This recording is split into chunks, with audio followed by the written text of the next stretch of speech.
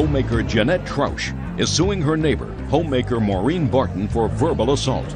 Maureen is countersuing for attorney fees she incurred after Jeanette filed false charges. Order. All rise. Yes, this is case number 162 on the calendar in the matter of Troush versus Barton. Parties have been sworn in. Judge, you may be seated. Folks, have seats, All right, you two ladies used to be friends, neighbors, now you're enemies. Each one of you claimed that the other is harassing the other. You also, Ms. Troush, claimed that the defendant either stole or took your lawnmower. Ms. Barton says that in addition to the harassment, you filed a complaint against her, criminal complaint, which caused her name to be circulated in the paper, and were you arrested? Yes, I was, Your Honor. She was arrested. It was embarrassing, and it was all done out of a vindictiveness. How long have you known each other? For several years, Your Honor. Before you became neighbors?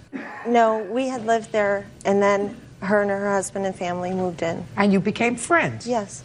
For years? Yes. So what caused the problem? Well, I decided to break off the friendship. Why? She had done numerous things in the past that morally I didn't agree with, and it just led up to a point where one day when I walked up to her door, I heard her and her live-in friend Rita talking about me behind my back, and I just thought that was the last straw. Okay. When was that? Somewhere around November of last year. Okay. Now, Ms. Barton, why do you think that this relationship went sour? Okay, we were friends for a period of time, and then there was an incident with my neighbor where she called the police and told the police that my neighbor Who's she? Jeanette, had told the police that my neighbor had threatened to beat her up. The police came to my door. My daughter and my son were outside playing at the time. My daughter didn't hear him threaten her, and neither did I. I wasn't even outside. Well, the police came and they asked me if I had heard him threaten her. I told the officer, no, I did not, because I wasn't outside.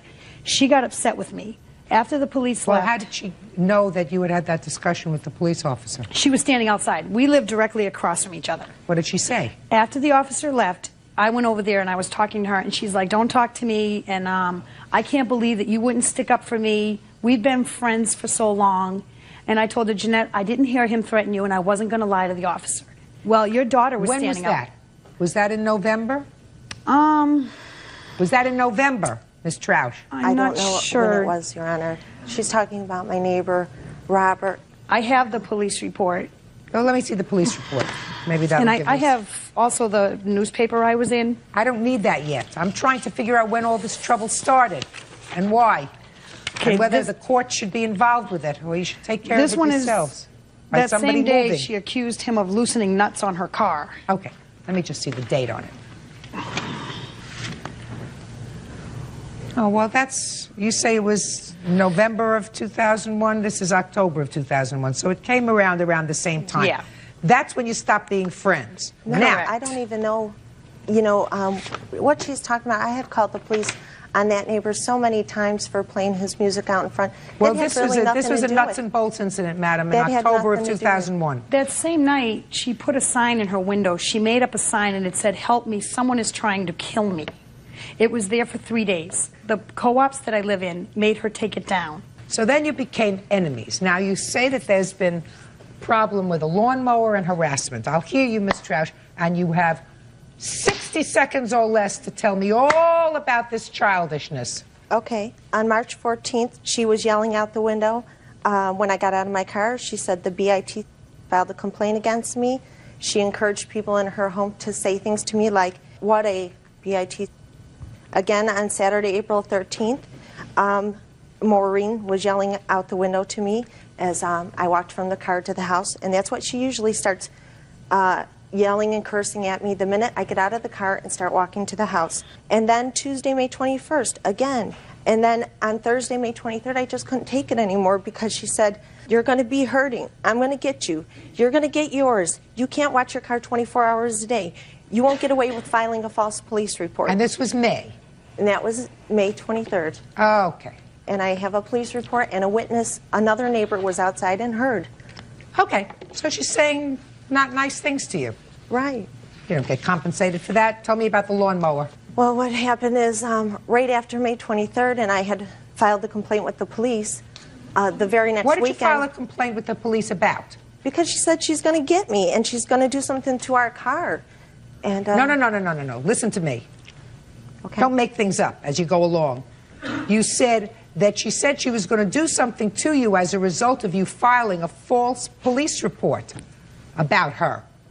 Right. When did you file the police report? I didn't, and she didn't even know I didn't file a police report. I had called the police. Okay. I called the police. When did you call the police? What I date? called the police Tuesday, May 21st. Her and one of her friends was having a fight in our street, and they were yelling back and forth at each other, and it was really early in the morning, I think 2 a.m., and so I called the police, and somebody, the driver of the vehicle, threw a mug and broke it on our street and then peeled out of there, and that's why I had called the police, and that's what she was angry about. Okay. What report did you make to the police? Can I see the police report? Because she must have That is it. not true what she just said. This is what happened because the police came to my house. On the next page, it tells you what they found.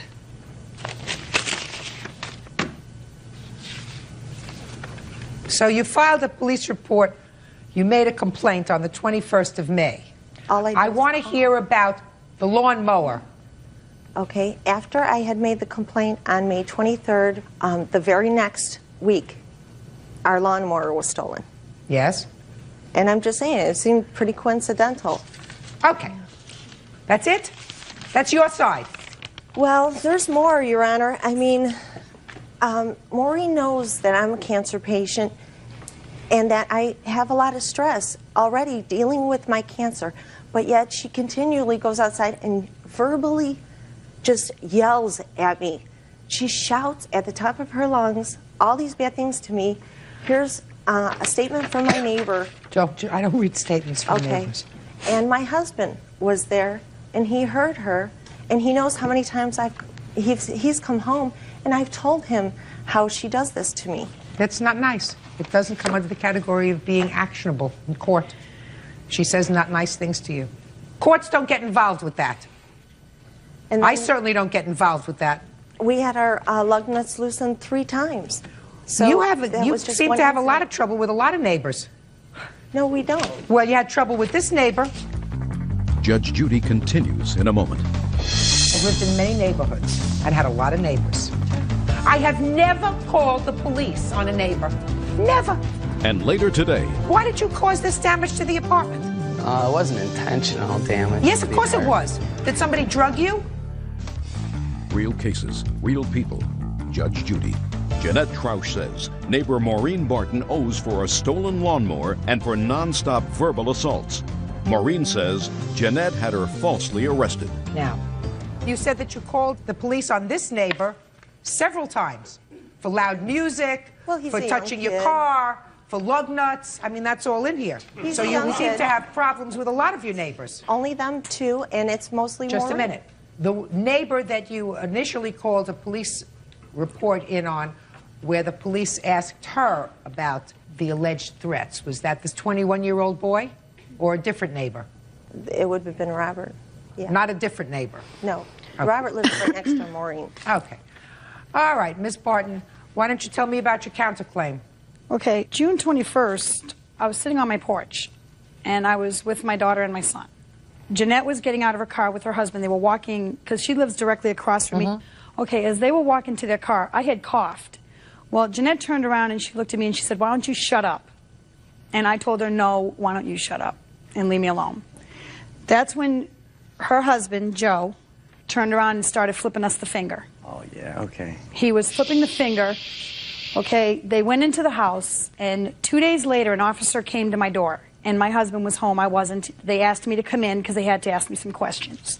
So I went into the police department. I then proceeded to get arrested for a verbal assault that she had claimed that I made against her. She had told the officer that she had a witness that heard me say that I was going to beat her up, I was going to ruin her car, she was going to get hurt, which I never made those statements, but she claimed I did. They arrested me. I went to court, and they dropped the charges in court. My name was published in the newspaper for this arrest, for everybody to see. I didn't do none of this stuff to her. And this is ongoing. It's every day. It's like she'll call the police, and if she doesn't get the results she wants, she goes for something bigger. And I just want this to stop. Your Honor, I'd like to say the same thing. You know, How many times has the defendant called the police with regard to your actions? how many times has Maury called the police on me? Yes. Never, I don't think. Never. How many times have you called the police with regard to her or any other neighbor? More than 5? Definitely more than 5. More than 10? May I? No, just answer my question. More than 10? More, I wouldn't say more than 10, Your Honor. Would you say 10? I'd say it's getting close to 10. All right. How old are you? 35. 35. I am several decades your senior, and I've lived in many neighborhoods and had a lot of neighbors. Sure. I have never called the police on a neighbor. Never. Had some I liked, I have some I didn't like, I have some that played music loud, I have some that played music I didn't like loud. I'd never called the police on a neighbor. I understand. Well, if you want to live someplace and not be bothered by other people, and if you have certain physical problems and you want to live stress-free, go build a cabin in the country. I understand that. Listen to me. Go build a cabin where you have no other neighbors. Police have other things to do other than to respond to your, for want of a better word, mishigas, which means your craziness. You got to stop that. Harassment has as its core not somebody saying bad things to a former friend. And I believe her when she says that you were annoyed with her because you had made a complaint against this neighbor. The police came to her, asked her whether she could validate your complaint. She said no, and you got angry. That's exactly how this started. Now, you may have then heard conversations about you, which made you madder, but that's how this problem started. You don't get compensated for that. And this lawnmower baloney that you threw in here, you have no idea who stole your lawnmower a week later? None whatsoever. Why would you even accuse her of doing something when you have absolutely no proof? None. Did you file a formal complaint against her or anyone of her family with regard to the lawnmower? I did make a report about it, and I did. You made a report about it. In the police report, did you say that you think you knew who took your lawnmower? I said it could have been a possibility. What could have been a possibility? That my neighbor Maureen, because we were having a problem. That's your problem. You get nothing. However, I believe that filing these charges which caused her arrest were vindictive. And it caused her name to be published in the paper. And it caused an arrest. How many times have you been arrested, Miss Barton? How many times Twice. altogether? Twice. Twice. For this and what else? Prior, there was a dispute. It was me and my husband. It was my husband, but then they dropped the charges, and he's the one that... It was a domestic dispute between you Yeah. and your husband. Other than the domestic dispute between you and your husband, have you ever been arrested for anything else? No. So it's embarrassing. You have children? Judgment on the counterclaim for the defendant in the amount of $2,500. That's all. Thank you. Parties Claim are is excused. dismissed. You may step out. We did so many favors for her, and she just used us until she couldn't use us anymore. Judge Judy saw through the lies. She saw what was really going on, and it spoke for itself. And now the next case. All parties in the matter of Morin versus Baird, step forward, please. Photo technician Joanne Morin is suing her ex-fiancé, construction plans examiner James Baird, for the cost of a cruise ticket. James is countersuing for the return of a suit and for the cost of a vasectomy. All right, Bert, I've read the papers in this case. Don't get comfortable. We're not going to be long. Okay. Miss Morin, you and the defendant dated. You were supposed to go on a cruise together. You couldn't go because a relative, I think your father, became ill. The defendant went with 2 of his children, but your son had paid for the cruise ticket. In any event, you say that he owes you $200. He says, more than happy to give you the $200, right? Give me back my suit that I left at your house. Is that right? Yes, ma'am. That's the suit? Yes, ma'am. Give him the suit, Bert. This I is told you, easy. this case has lots of little parts, but we're going to handle them all very quickly. Good. Now you have your suit. The suit goes on your side, and plaintiff gets $200. Are you happy? Good. On your side, You have a counterclaim. Yes, ma'am. Your counterclaim is twofold. A, you wanted your suit back, you got your suit. You want her, A, to give you back the engagement ring. Oh, the money for it, yes. Where's the engagement ring? I have it with me right here. Perfect. You want to see? No. Goes back. Goes to his team. Happy now? Almost. Almost. The other part you're not going to even be happy that you raised, sir. You want her to pay for a vasectomy that she insisted that you have because she didn't want any more children. Yes, ma'am. Right? Did she grab you by the hand and take you to the doctor? No, she... Very good. Then you don't get paid for the vasectomy. You're over 21, you made a choice. If you don't like the choice, you'd have to live with it or get it reversed. Goodbye and good luck. That takes care of this. Bodies are excused. You may step out. Actually made a lunch date with his brother to discuss the vasectomy. He discussed it more with his brother than he had with me. I tried to avoid the whole situation, and it wasn't avoidable. I think the worst part about the whole thing is that innocent people had gotten hurt because of our actions. When you fall in love with somebody and they want you to have an operation, I think you ought to think twice. Telecommunications manager Ken Thomas is suing his neighbors, Beverly and Roy DiBiaso. Ken says the couple's son, 15-year-old Christopher, kicked a dent into the side of his car. Christopher says Ken ran him over, breaking his foot. The DiBiasos are countersuing for damages incurred. Order. All rise.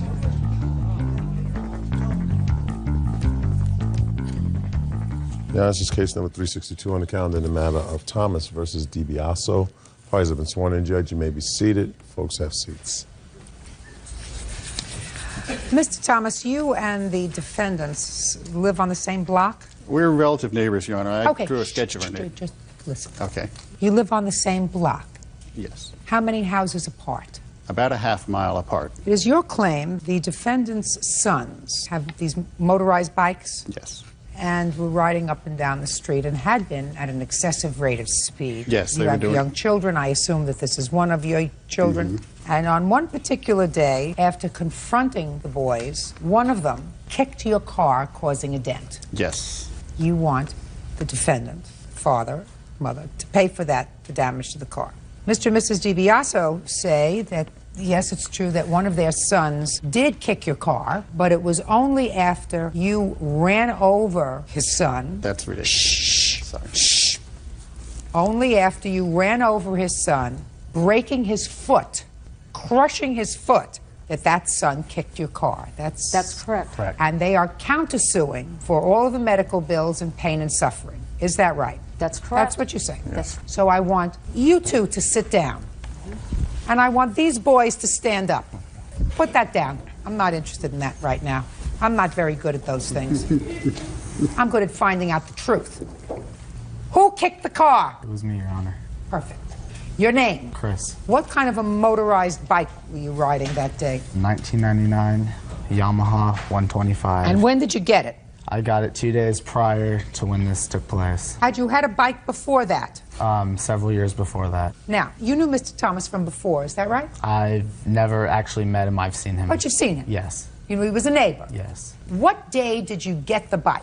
I think it was the 2nd of, I believe, August. And what day did you break your foot? 2 days after, so it would be the 4th. And when for the first time did Mr. Thomas ask you to drive slower when going up and down the street? He had never asked me to drive slower. Is that correct? Prior to this day, I had not, and this day was August 1st when all this happened. So you had to have gotten the bike before that, sir. Okay, I'm not July completely... 30th. July It was 30th. July 30th.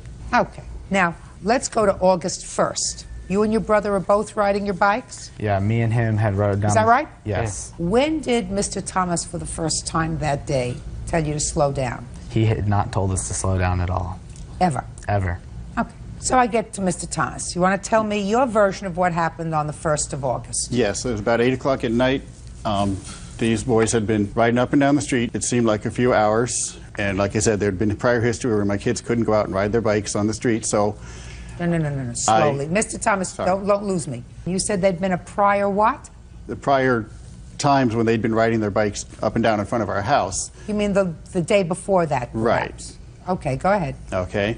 So that evening, I'd had enough of it, so I drove my car out onto the street. We have a large 1-acre yacht, so I drove my car out onto the street to stop them, to get their attention, to tell them they need to slow down. If they need to, they have to go past our house to get to where the dirt roads are. So I wanted them to slow down and talk to them. They didn't stop. They split. They went around my car, and they stopped about 100 feet farther down, which is where my driveway was. So I drove down to them, and I started to get out of the car. Chris's motorcycle was right next to my door, and he was on it. And I said, you guys have got to stop this. I've got small kids. You can't go by here that fast. He used some expletives. Tell me what he said. I've heard everything. He said, this is our street. We can do whatever we want. No. We can. Listen, I want you to be quiet. You weren't there. Do you understand? Yes, Your Honor. Good. That sounds about right. He said, Go ahead. We can do whatever we want, and you can't stop us. I was very angry, and I said, you've got to stop this. I've got small kids. I don't want you doing this. I'm going to go down and tell your parents. And I got back in my car. He drove his motorcycle around behind me. I went to back up, and I was just going to say, all right, enough. They took off, and I went about a foot, and I saw that he hadn't come around behind me, so I stopped the car. Okay, I looked out the back, and he was standing up and lifting his motorcycle up. So he was behind you and you knocked his motorcycle down? Well, after talking to my wife, no, he had laid his motorcycle down behind me. There was a small scratch from his tire on the bumper of my car, and I have photographs of that, which shows that there was very minor damage to my car, so there could not have been significant damage to him. I don't know or if there his was motorcycle. significant damage or not, Right. but I did clearly bump him your with my car car. came in contact Yes. with his motorcycle. Yes. Now, my question is, was it the back of your car that came in Yes. contact with his motorcycle or Yes, the it front was. of your The car? back bumper. Is that right? That is correct, Your Honor. Now, stop there. You want to tell me how the back of his car came into contact with your bike? Me and my brother had rode down the street going towards Mr. Thomas's house because our friend lives at the end of the street, which is the dirt road where we usually ride at. We found out he wasn't home, and on the way back, we were going down the shoulder of the road, and he comes blaring out of his driveway in a manner of what I suspected to try to knock me off my motorcycle. I had swerved to miss him, and I ended up in the middle of the street. He had drove around me. I got up, started my bike again. As I started to take off, he backed his car over me, looked at me and said, that's what you get. Just a minute. Are you telling me that he never said to you, you got to slow down? Your Honor, he never said one word to us. Is that right? That is correct. When his car hit your bike, you say it knocked it over? It knocked it over, and it put my foot underneath his tire. It's not physically possible. No, that didn't happen. Something. Now, listen to me. Listen to me. You almost had me. You almost had me, Christopher. But I'm telling you right now, if you lie to me about something, and I don't care what you told them or what you decided to testify to today, I don't care. You almost had me. But if you lie to me, then I don't believe anything that you say. Judge Judy continues in a moment. He was in my face with his finger. He was mad. He had had it. He got in his car and it threatened my dad to a fight. He's too old for me to deal with. He's already cooked. You're not. Real cases, real people. Judge Judy. Ken Thomas says neighbor 15-year-old Christopher DiBiaso kicked a dent into the side of his car. Christopher says Ken ran him over and broke his foot. Listen, he was, up until a moment ago, in my mind, not telling me the truth. Do you understand? Yes, Your Honor. About not having a discussion with you. Now, he knocked your bike down with his car. Yes. And what did you do next? After he pulled forward to get me so I could get up, I picked my bike up, pushed it to the side of the street, started up, and proceeded home. So you got on your bike. Yes. You put your feet on the pedals. It's Kickstarter and pegs, yes. You put your feet on the pedals. Yes, Your Honor. And you drove the bike home. I rode the bike home. And then what happened? I limped in the house to get my dad, and my dad came out to ask the guy what his problem was, and he was in my face with his finger all over my dad's face. He got in his car and had threatened my dad to a fight and drove away. When did you kick the car? As he was driving away, Your Honor. Now, my question to you, sir, what foot did you kick his car with? My left foot. And you injured your right foot? I injured my right foot. So you were standing on your fractured foot, is that right? That is correct. You put all your weight on your fractured foot in order to kick his car with the other foot. That's correct, Your Honor. I don't believe you. I don't believe you.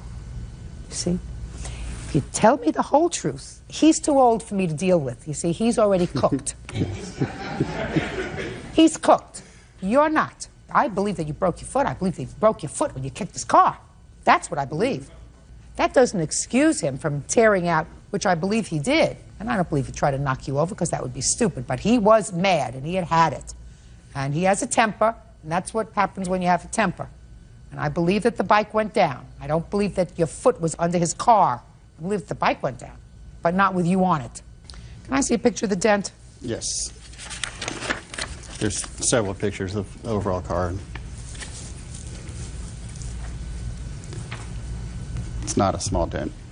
Oh, this is not a small dent. This is enough of a dent to break your foot. Yeah. Christopher. So I'm disposing of your counterclaim very fast because I don't believe that your foot was broken in any other way but kicking his car. So your counterclaim is dismissed. Clear?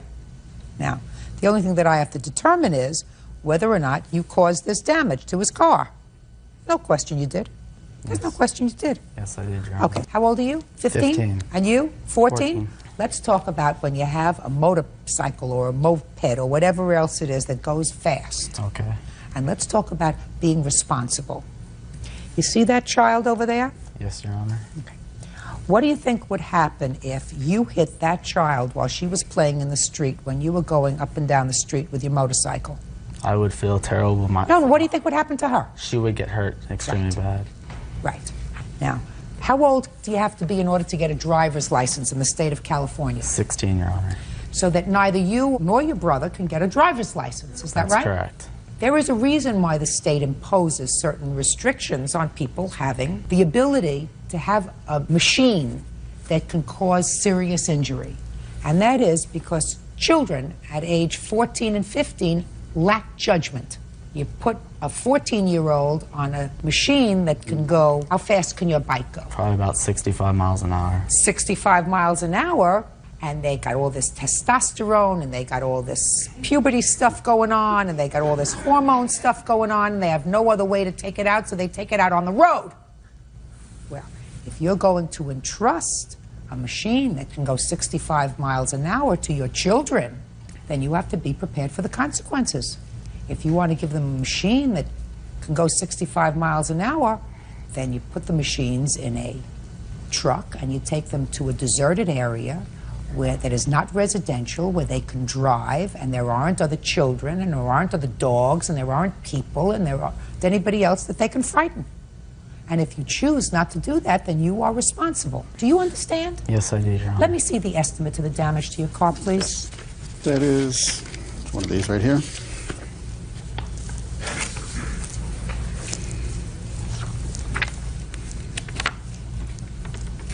You have a $500 deductible? I do, Your Honor. Okay. Consider yourself lucky. Okay. Really, consider yourself lucky. You broke your foot because you got mad. And you said to me you got angry because he was threatening my father. Right? Isn't that what you said? Not only that, the fact that he had hit me with his car without even an attempt to try and ask me to stop, to do anything. He just figured he'd take it out with his car on me. You think that he hit you with his car on purpose? I believe he did. That would be pretty stupid. That would be pretty stupid. You think that if you hit his daughter, that would have been an accident? Yes, that would have been an accident. Yes. Tragedy. Okay. Now, how fast were you going that day? Probably about 30 miles an hour. Was there any time during the day that you were going faster than 30 miles an hour? Your Honor, I held Answer it my was question. not, Your Honor. No, only 30 miles an hour. Only 30 miles Well, 30 an hour. miles an hour is pretty fast. It's faster than you can go on a bicycle if you're that age. Your parents have to feel that you're responsible enough. The state of California doesn't believe you're responsible enough to drive a vehicle that can go 65 miles an hour. I wouldn't give a bike like that to one of my kids who was 15. If you choose to do that, you pay. Judgment for the plaintiff in the amount of $700 as requested. That's all. Parties are excused. You may step out. Unfair. Completely unfair. I think Judge Judy saw straight through the truth. I hope the next boy he runs over is as lucky as my son to be able to walk away. There's no way that he got his foot broken and then kicked my car. There's other kids in our neighborhood that ride their dirt bikes, and if he stopped my son like that, he's going to stop the next kid like that. There are some other boys that ride the bikes, and they do it slow, reasonable, responsible speeds. His wife works at the school district. She's been to both of my sons' school, making harassing comments regarding my boys. Their son has been threatening my son at school. We were perfectly at speeds in order to correct ourselves. I have little kids, and there had been too many times. It was late at night, it was 8 o'clock at night, and I'd had enough. If his daughter would have ran in front, we could have stopped instantly. This father is, I can see where the kid gets his attitude from. Well, hopefully they'll just leave my kids alone. Parents need to be responsible for their kids' actions. Delivery driver Tommy Armendariz is suing his stepmother, assembly operator Virginia Rodriguez, for the value of a 1990 Beretta left to him by his deceased father. Virginia is countersuing, claiming Tommy stole property that belonged to her. Order. All rise. Quiet in the courtroom, please.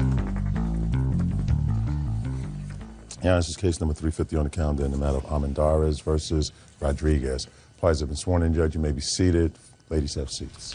Mr. Armendariz, the defendant was married to your father who died in jail recently. Yes, ma'am. How long were you married? 14 years. According to both of you, your father and your husband was a very difficult man. According to both of you, he had a drug problem, he had a bad temper problem, and at the time of his death, Your Honor. Listen to me, at the time of his death, you were separated. Yes, ma'am. And I also gather from reading the papers that there had been an altercation involving you and your husband, for which he was arrested. Was he taken into custody? He was taken into custody, but they had taken him to a hospital for evaluation. So he had problems. It is your claim, sir, that the defendant took a car that belonged to your father that he willed to you. Yes, ma'am. The defendant says that after the will was drafted, he gave her power of attorney over the car, and it was her car to sell and dispose of. She further says that you came into the home at some point when your father was either hospitalized or shortly after his death, and sold or took all of the property in the house, property that was their property during the 14 years that they were married. No, ma'am. So, shh, that's her counterclaim. Okay. Now, let me understand the circumstances surrounding your father's death. I believe that you moved in to take care of your father after he was released from psychiatric hospital. I picked him up from the hospital, Your Honor. Try to pay attention to the broader picture, sir. Okay. You were living with him. There was fight. He became abusive, and he was hospitalized. Yes, ma'am. He left the hospital, and you went to live with him. Yes, ma'am. When was that? June 1st, 2002. Now, up until 2002, you had been living with him as husband and wife. Is that right? Yes, ma'am. When was he taken to the hospital? In June. In June? Yes, ma'am. June comes, there's major altercation. He's taken off to the hospital. When he's released, you go to live with your father. Yes, he needed medical attention, medical help with his medicine. She had left my father. Sure, I didn't ask you anything else. Okay. And then there came a time that your father stabbed you in the head. Yes. When was that? That was July the 12th. So a short period of time after they decided that he wasn't crazy and that he could leave the hospital, he stabs his son in his head, right? He was using crack cocaine, Your Honor. Right. Crack cocaine, drugs, not balanced, stabs you in the head. The police are called, he's arrested, and he's taken to jail. Yes. When did he die? August 27th. Where was he when he died? He was in jail. What did he die from? I don't know exactly, but he had pulmonary heart disease and cirrhosis of the liver. Sounds like he was some problem over a long period of time. Yes, he was, and we tried to help him, Your Honor. Where do you live? In Dallas. Where did he live? Dallas. Did you live with your husband continuously, Mrs. Rodriguez, during the 14 years that you were married up until June of 2002? Yes, ma'am. Okay. Now, I'd like to see a copy of your father's will, and I want to see a copy of the power of attorney that his wife says was executed after the will was executed.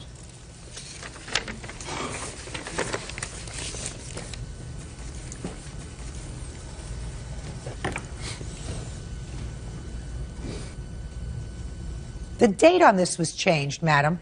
Yes, ma'am, it was, because I was very confused at the time. He signed it and I dated it, and I couldn't quite remember when I visited him in jail, because that was signed when he was in jail. He also... Listen to me. Yes, ma'am. This is invalid. Take it and throw it away. Line your garbage can with it. There was a date on there, but it was changed. Yeah, I did that. Well, I did. then it's invalid. Yes, ma'am. And then what you did was You went and got an affidavit of heirship for a car. Yes, ma'am. Saying that your husband died without a will. Yes. But he didn't die without a will. He At had a will. that time, I didn't know he had a will, ma'am. Then you were mistaken. He has a will. I know now he had one. I sure think you probably knew. September 12th, 2002. When did you tell your stepmother that he had a will? I believe July 14th. July the 14th, I gave her a copy of the will that I had. Oh, you did? Where were you when you gave her a copy of the will? At my house. And she came over and picked it up. So that you knew, Miss Rodriguez, that he had a will? Then I did, yes, ma'am. Well, you signed this in September. Okay. So, you knew in September, when you signed this, and swore to the fact that there was no will, that there was a will, and that the will gave the car to your son. Therefore, where is the car? The car is in my possession. Car is going to him. Easy. That's easy. So now we've taken care of the car. Do you understand? Your Honor, may I speak, sir? Yeah, sure. When my husband was in jail, I went to go see him. And he told me then, he says, I don't want Tommy to have the car. That's unfortunate. All I'm telling you is... And to Your Honor... listen to me. Listen to me carefully. He gets the car because that's what the law says. Where's the title to the car? I have it, but it's not in my name. I've sold the car. You sold... Just a second. Let me see the title to the car. Who did you sell the car to? The original. We have the original. Who did you sell the car to, Mrs. Rodriguez? Robert. When did you sell the car? I sold the car probably... Your Honor, that's who she lives with. I sold the car after I found out all this was going on because Tommy had went and sold my items in my house. Just a second. That's a lie, Well, Your we're going to Honor. get to that in a second. Yes, ma'am. You're slick. You're being slick, and I don't like it. Judge Judy continues in a moment. I also had two 25-inch color TVs. Your Honor, the television's there at the house. No, listen to me. I think you're a hustler. I think you're a hustler, too. I have a feeling you people do deserve each other. And later today... Miss Hamilton, what are you complaining about? You came out ahead. You have a car. He paid a piece of that car. He has no use of that car. Come on, so far I'm unsympathetic towards your plight. Real cases, real people. Judge Judy. Tommy Amandares says his stepmother owes for the value of a 1990 Beretta. Tommy says the car was left to him after his father died in jail. Okay. Now, I don't know whether he did the wrong thing by selling the items in your house, and maybe you both deserve each other. But this is playing slick. This Robert is the person you live with? Yes, ma'am. I didn't ask you anything. Is this the person you live with? Yes, ma'am. So this is a lot of baloney, just like the other piece of paper that you gave me that was doctored up. I didn't ask you anything. Do you understand? Yes, ma'am. Do you understand? Yes, ma'am. All right. I don't want you to say anything else till I ask you. Yes, ma'am. What items do you claim that he sold that belonged to you and your husband? Oh, Lord. Everything. Everything that I've accumulated in the past 14 years. Did you sell anything or dispose of any property that was in your father's house? Now, you make sure that I hear the truth, everything. My father sold some of his stuff in the garage sale, and some of the stuff is still in the house right here. I've got pictures of it. That's not what I asked you. I asked you whether you or anyone acting on your behalf disposed of any property in the house. No, ma'am. Nothing. Nothing. I've got pictures, Your Honor. Let me see. Of everything she left in the house.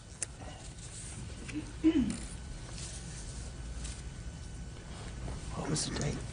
And all this stuff is still there? 15th. Yes, ma'am. It's all there. It's all there.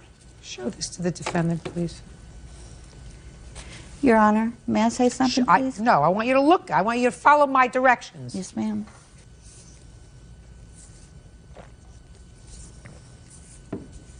That stuff is still in the house. Do you want that stuff? Yes, ma'am. I'd like to have it, but there's still some stuff that's not there. What? I have two more blue recliners. Do you have any evidence that he disposed of them rather than your husband disposing them? I know they were in the house when I last went in there. I have a police report where he called the police on me. I'm talking about you. I'm talking about from the time you left. Listen to me.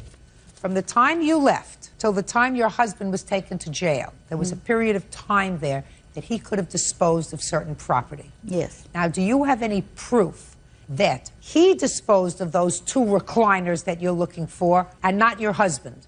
I don't have the proof of that. Okay, so we have no proof of that. What else is missing other than the two blue recliners? An entertainment center, which is not in the picture. Do you know Your anything Honor, about my father sold that in the garage sale. when? I'm not sure on the date. It was 5:15 is when we picked him up from Parkland. It was a week later. Okay. Go ahead. Okay. I also had two 25-inch color TVs. Where are those? My father sold that in garage sale. He was making room for us to move some of our furniture in the house. So Why would he sell television sets? He had a television in each of his rooms. Well, where are the television sets that are there, sir? He sold them. He sold them. No, listen to me. I have a feeling people do deserve each other. If your father had televisions in each room in the house, and I look at those pictures, and I don't see any television sets in those pictures. There is one television in the house. I forgot to take a picture of it, Your Honor. I think you're a hustler. I think you're a hustler, too. Your Honor, the television's there at the house. No. You said to me, listen to me. You said to me, these are the things that are in the house. And all of a sudden, you leave out certain electronic equipment. One television, Your Honor. No, I don't believe one television. I don't believe that your father would sell all the televisions and leave one television. I had televisions myself, Your Honor, when I moved in. And how many televisions were there? No, don't speak. Look, talk to me. It was about 3 or 4. If you say another word, madam, There under was your about breath, you're 3 leaving. Do you televisions. understand? Unless I ask you a question. I think he had about 3 televisions in there, but he did sell them in a garage sale. I don't believe you. Okay. What's next? Yes, ma'am. I had a Queen Anne Victorian couch. That's not in the picture? Couch. My father sold it, Your Honor. We had furniture, too. He wanted to get rid of his old furniture to make room for our furniture so we'd have a place to put it. Your Honor, may I speak? Who are you? This is my daughter. Does she have any information about when these items were sold? Yes, ma'am. And Step up. She also has... Okay. Your last name? Lamb. Go ahead. The Queen Anne Victorian couch would not have been sold by my stepfather for the simple fact it was an heirloom. He treasured that as much as my mother did. There are many items on this list that my father, my stepfather, who to me was my father, that were important to him. There are some things on here that he wouldn't have sold, especially... Well, I don't know that. Is that what you want to tell me? Sit down. Sit. Okay. This is so easy. Very, very easy. She's a hustler. She had no right to do what she did with your car. The car really should have been yours. Right now, there is a third person who has a title in that car, and I'm not getting involved with it. I might have, under ordinary circumstances, gotten involved with it, but I think that you sold some property. Either sold, kept, moved into your house that belonged to your father, and that you felt as if you were perfectly entitled, since she left, to dispose of and use the property any way you deem fit. Your Honor, I believe that that's what you did. You are not going to convince me that you didn't either take or sell those television sets. And I don't know whether he was attached to a couch or not. Mr. Armendariz, unfortunately, you don't get your car. And unfortunately, you have a counterclaim. And your counterclaim is for property. Yes, ma'am. Property that you thought was yours. I hope you got a good price for the car, because you'll have to go and replace some of the items with the money that you got from selling him the car. Yes, ma'am. Good. Goodbye. Parties are excused. You may step out. It's been pretty hard. It would have all worked out if he would just let me have my stuff. She left him. She didn't care about his medical problems. I'm glad it's over with, because it's been torturing me for a long time. And now the next case.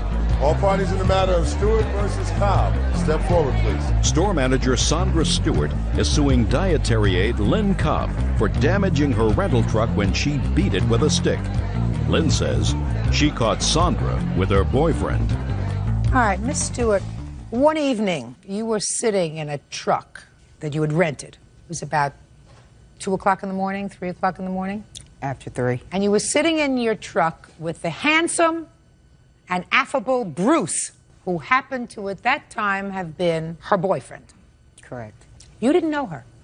No. And according to your complaint, Miss Cobb is out looking for Bruce and finds you and Bruce sitting in your rental truck. Correct. And proceeds to go ballistic on your truck. Correct. Hitting it with a stick and causing a whole bunch of damage for which you are responsible to the rental company, and they are billing you some $624. And you want Miss Cobb to pay. Correct. Miss Cobb says she didn't hit your truck, she just hit you. So Tell me when this was and what you were doing sitting with the handsome and affable and I see absent Bruce. Right. It happened on August the 31st of this year at my job. I was working for the Star and Press. My position was a field rep. I come in at 1 a.m., Bruce comes in at 3 a.m. So you're like a dispatcher of newspapers? Correct. Okay, so go ahead. Bruce comes in about 3:15. 5 or 6 minutes after Bruce was in the truck with me, we hear this little noisy car. A couple seconds later, this automobile pulls up in the tunnel, because we're in the tunnel. She jumps out of the car. I don't know what she... the defendant. Right.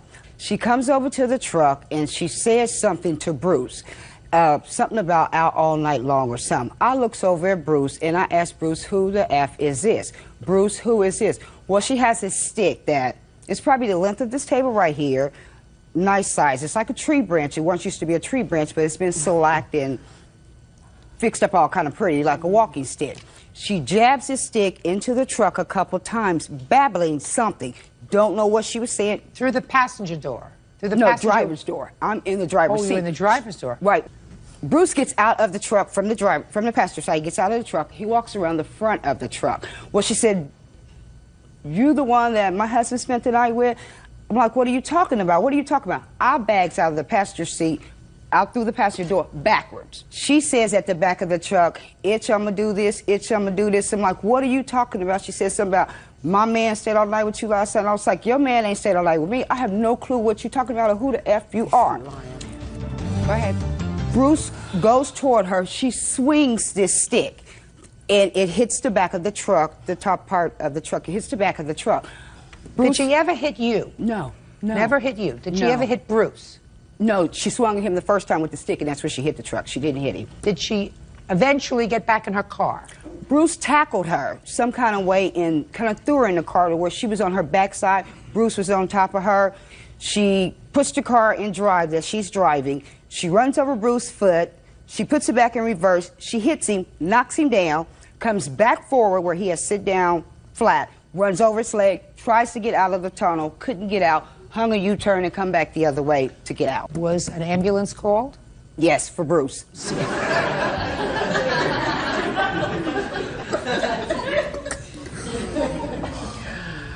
Was he taken to the hospital? No, he wouldn't go. He's been run over 3 times, according to your story. She ran over his foot, she hit him, knocked him down, came back forward, across him.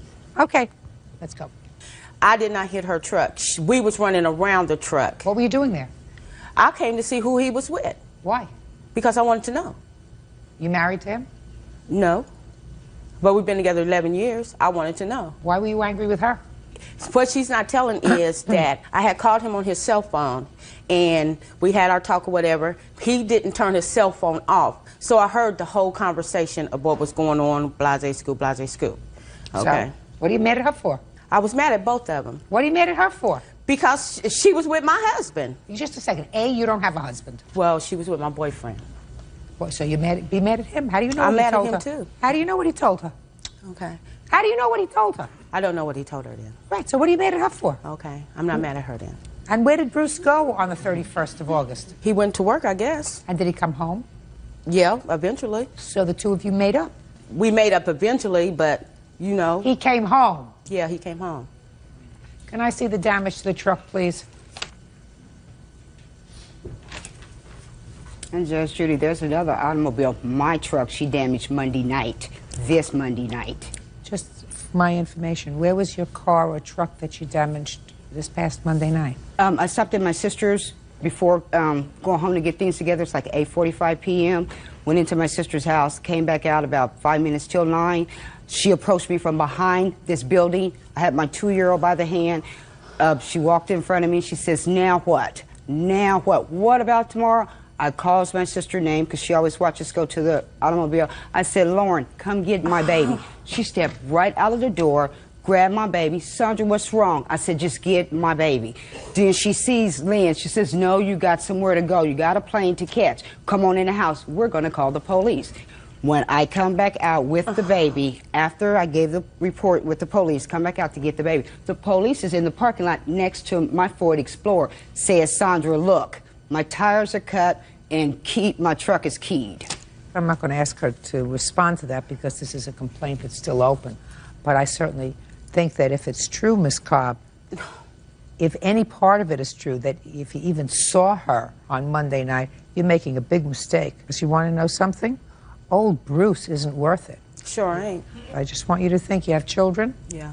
How old are your children? My children are grown. Well, your grown children don't want to have to come and visit you in a lockup. Right. Ms. Cobb, I have to make a judgment, and I have to make a judgment that if someone is angry enough to get up at 3 o'clock in the morning, go out in their car and search for their boyfriend, who they believe has been fooling around with somebody else, and they find them in a truck, that if I am to believe you, did absolutely nothing as a result of that. Now, Miss Stewart would seem to me is a relatively normal person. If you had hit her with this stick, as you suggest, rather than hitting your truck, there is no way that the police would have let you go. So I have to make a judgment whether I believe that you did nothing.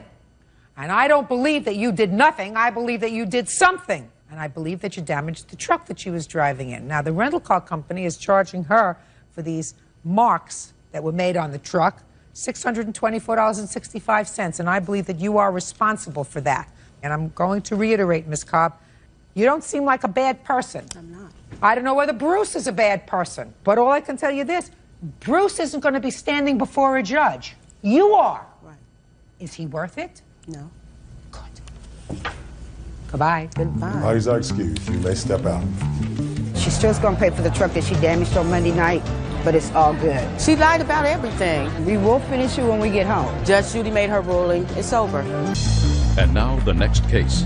All parties in the matter of Mason versus DeRose. Step forward, please. 17-year-old pharmacy technician Mark Mason is suing former schoolmate, 18-year-old Michael DeRose, for selling him phony tickets to an Aerosmith concert. Mr. Mason, it is your claim that the defendant sold you some tickets. They were concert tickets, but they were tickets that permitted you to go backstage. That's correct, Your Honor. And you paid how much for those tickets? The total ticket cost for 4 tickets was $220. And according to you, Mr. Mason, when you got to the concert, you couldn't go backstage with those tickets. Somebody told you that they were bogus. Is that right? That's correct. Mr. DeRose says he never sold you real backstage tickets. They were laminated memorabilia tickets. Novelties, yes. Novelties. And he told you that. Yes, and they were not tickets, Your Honor. They were just backstage passes? They were laminated passes, yes. So these passes that he sold you did not enable you to go into the concert. Is that right? Well, when we talked to Michael about it, he informed us that, first of all, he did tell us that they were real tickets. Just a second. Sure. Would you answer my question? I'm sorry. Were these just to permit you to go backstage, or did they permit you to get into the concert as well? They were all access passes, so you're allowed to go anywhere on the grounds, including into the concert. Okay. For 4 people, $220? Yes. Now, what concert was this? It was an Aerosmith concert that was to take place at the Connecticut Meadow Centers in Hartford on September 5th. And how did you know the defendant? I went to school with him last year. I had a couple classes with him. And how did you know he was selling these tickets? He had sold them previously to people, and it was just sort of known that he said he had a connection at the Meadows Theater, and he could get backstage passes to concerts. Do you have those tickets with you? No, when we got to the concert grounds, all 4 tickets were confiscated at the gate. Did you get to see the concert at all? No, we were escorted off the grounds. Now, gave $220 in cash? Yes. You don't deny that you got $220 in cash? Oh, yes, I do deny that. I actually How have much did you receipts get? here, if you'd like to. How much did you get? I got around $40 at the most. They were $5 each ticket without the name on it, and $7 with, plus the shipping and handling. Let me hear you, sir. When we originally approached him, he said that the tickets were $50 each without names on them and $60 each with names, and he did not charge us shipping and handling. You got them from him directly, hand to hand? Yes, that's correct. He delivered them to my place of employment, which is a pharmacy that I work at with Lisa over there. Mr. DeRose, I believe him. So let's move on from there. Your Honor, okay? I believe him. I have documents here. Oh, let me see. Okay. Maybe I'm wrong. Let me see what documents you have, sir. There you go. Marcus and I were both in Cisco Laboratories, and just a minute. Okay. The top copy is the receipts that I paid for, Through PayPal. Just a minute. Okay. I wish I understood this PayPal. Can you explain it to me, Bert? PayPal is basically it's just an online ordering system. You drop money in your bank account or credit card, and it goes directly right through there to the person's email, and it gets dropped into their bank account right away. So it's instantaneous. What he said. There you go. What he said. Whatever happened to you have a checkbook in a little... Your Honor, that takes time. This is instantaneous. Sorry. What happened to those checkbooks? You know, you write a check and then you write something on top and you say check number 1, 2, 3, 4. It's basically an online check. Sorry. We're talking here. I don't want to interrupt. Is that what you use? Those checks thing? Yeah, I still use checks for the most part. I still use checks. Would you show this to Mr. Mason, please? Because I don't understand it, but maybe he does. Now I want you to take a look at that, Mr. Mason. That's a thing. Shh. Sorry, that's a thing from PayPal. What do you have to say about that? All that is the way. I didn't. Okay. I am actually not involved in PayPal, so I couldn't tell you what this is. I mean, he may have gotten the tickets through this, but... But that's not your... You didn't have anything to do with that. No. That's not your receipt. No. You don't know anything about that. Nope. You don't use PayPal. No. Your Honor, that's how I purchased the tickets. I don't care how you purchased the tickets. Who cares about how you purchased the tickets? That's how he got them. What difference does it make how you purchased the tickets? No, the prices are on there where you paid for the tickets. Yes. Not what you charged him for the tickets. Well, also you have the eBay listing for the passes. What difference does that make? On there it says these items are novelties. And What? Mark... Let me ask you, what difference does that make? Your Honor, as I was stating before, Marcus and I were in the same classroom, and we were always on the computer playing video games. Oh, get lost. Listen to me. He says he paid $220 for the tickets, and I believe him. I still believe him after you show me this stuff, that he paid $220 for the tickets. They were 4 tickets. He was supposed to go to a concert. He got to the concert. They confiscated his 4 tickets because they said they were bogus. No, they were passes. They were not tickets. That was clearly stated, and everyone that Marcus talked to that actually got into backstage concerts with them knew that they needed tickets. I don't care what anybody else knows. He never Old had Marcus tickets. over here, maybe he's not as smart as all your other friends. When he pays Mark's very smart, $220 actually. for 4 tickets, he thinks that he's going to at least get to hear a song. Right? And he got to hear nothing. Your Honor, Judgment for the plaintiff in the amount of purchased $220. Goodbye. Parties are excused. You may step out. Numerous times we asked the defendant if the tickets were real and if we would be allowed into the concert grounds, and he did tell us numerous times that indeed we would. For $60, that's a little low. He may have purchased them through eBay or PayPal, but he told us that he had a connection at the Meadows that was getting the tickets for us. If Marcus actually had tickets, like he originally stated, maybe it could have been a whole different situation. And now the next case. All parties in the matter of Chandler versus Chapman. Step forward, please. Teacher James Chandler is suing the ex-wife of his girlfriend's son, 21-year-old collections agent Trista Chapman, for wrecking his car. James says Trista took the car off-road and broke the axle. Mr. Chandler, the defendant was driving your car and wrecked it. That's correct, ma'am. And you want her to pay for it. Absolutely. You didn't give her permission to drive your car. That's correct. How do you know her? She is my girlfriend's son's ex-wife. Girlfriend's son's ex-wife. At the time they were estranged. Now, I'm going to make a guess that the son's name is Brian. Correct. Because she says she had Brian's permission to drive the car. So you tell me how that came about and why you don't think you're responsible for the damage to the car. I had asked Brian to use the car to go to a doctor's appointment. Were you separated from Brian at the time? Yes. So you called Brian. And who was Brian living with? His mother. And the plaintiff? Yes. I had asked him to use the car to go to a doctor's appointment. He had told me, let me call you back. Let me call my mother and ask her if it's okay. He called her, called me back. No, you don't know what he said to his mother. No, I don't know what was said. But he called you back and said what? Yes, it is okay for you to use the vehicle. Fine. He came, he picked me up, I dropped him back off at home, and from there I went to my doctor's appointment. Where was your doctor's appointment? In Apple Valley. Did you go alone? Yes. So you drove alone in the car? Yes. Both going there and coming home? And when I went back, I picked up my friend to give me a ride from Brian's house to back home to where I live. So after you finished with the doctor's appointment, you picked up a friend, and the friend was supposed to do what? She was following me over to Brian's house to pick me up from there and take me to my home. Because So you're driving a car, and your friend is driving in another car? Yes. So you're always alone in the car? No, I had a friend with me in the car. What friend did you have with you in the car? And where did you get her from?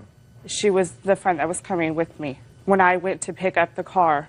Pick up what car? When I went to pick up the car from Jim's house, just a minute. First, this is Jim. Yes. I thought Brian came and picked you up. He picked me up from my home to get the car. But this was after the doctor's appointment when I went to go to my friend's house for her boyfriend, because she doesn't have a driver's license, for her boyfriend. Now we're getting someplace else. Just a second.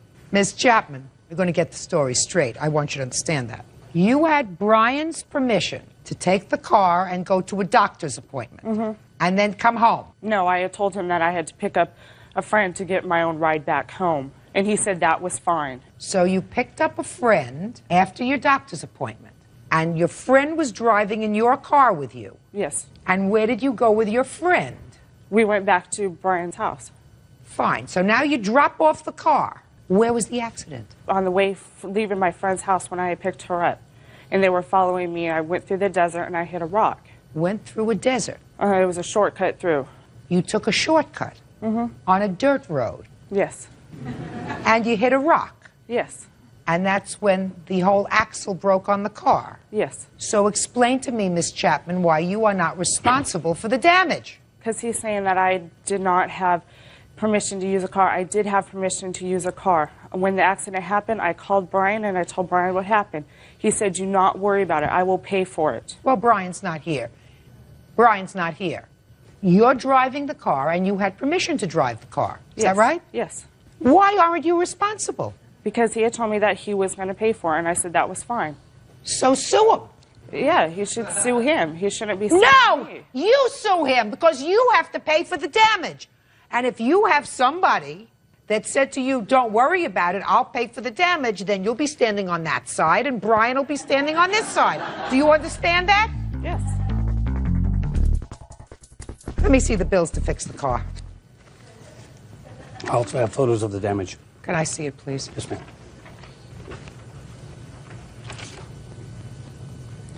What is this lost wages for November 19th? I'm a substitute teacher, and I had to take a day off of school and turn a job down in order to go retrieve the car.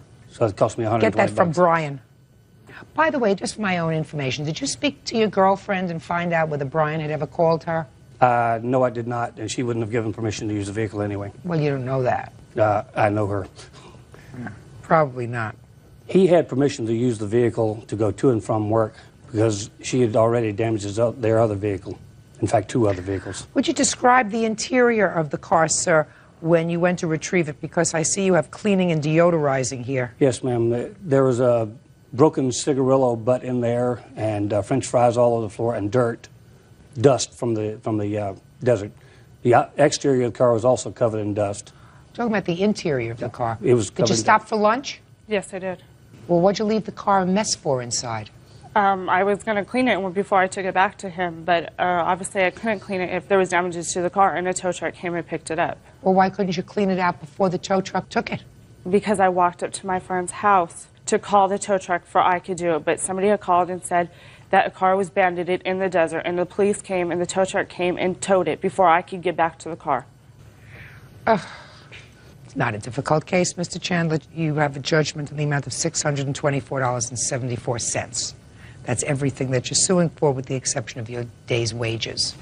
Thank you. That's all. These are excused. You may step out. Well, the story that was told in court was entirely different than the story I got. He didn't hear the story from me, so therefore he could hear whatever he wants. I was told that she was driving with a friend and heard a noise and pulled over to see what it was and hit the curb at 10 miles an hour. I just think that I'm happy that whatever happened and he stays out of my life. The attitude I got was, take me to court. I'm not going to pay for this. Yes, he could take me to court. I don't care. I had allowed her husband to use the car to go to and from work. The whole thing is that he says I did not have permission to use the vehicle, and as far as I knew, I did have permission to use it. He loaned the car out to somebody else without my consent or knowledge. The person that gave me responsibility to use it should pay for the damages. I think justice is fine within served. And now the next case. All parties in the matter of Vaughn versus Jackson. Step forward, please. Cosmetology student Tanya Vaughn is suing her ex-boyfriend, cook Carver Jackson, for breaking her cell phone during an argument. Carver is countersuing, claiming Tanya threw his laundry in the dumpster.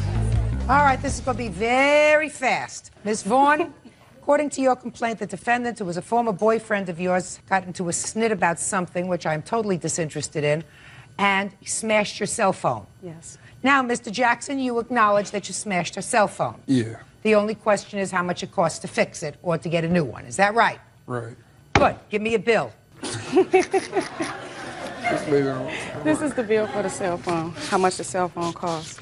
Well, you can buy a cell phone for any amount. What kind did you have, madam? I had a Samsung. And how much did you pay for it? $179. Is that what you bought to replace the one he smashed?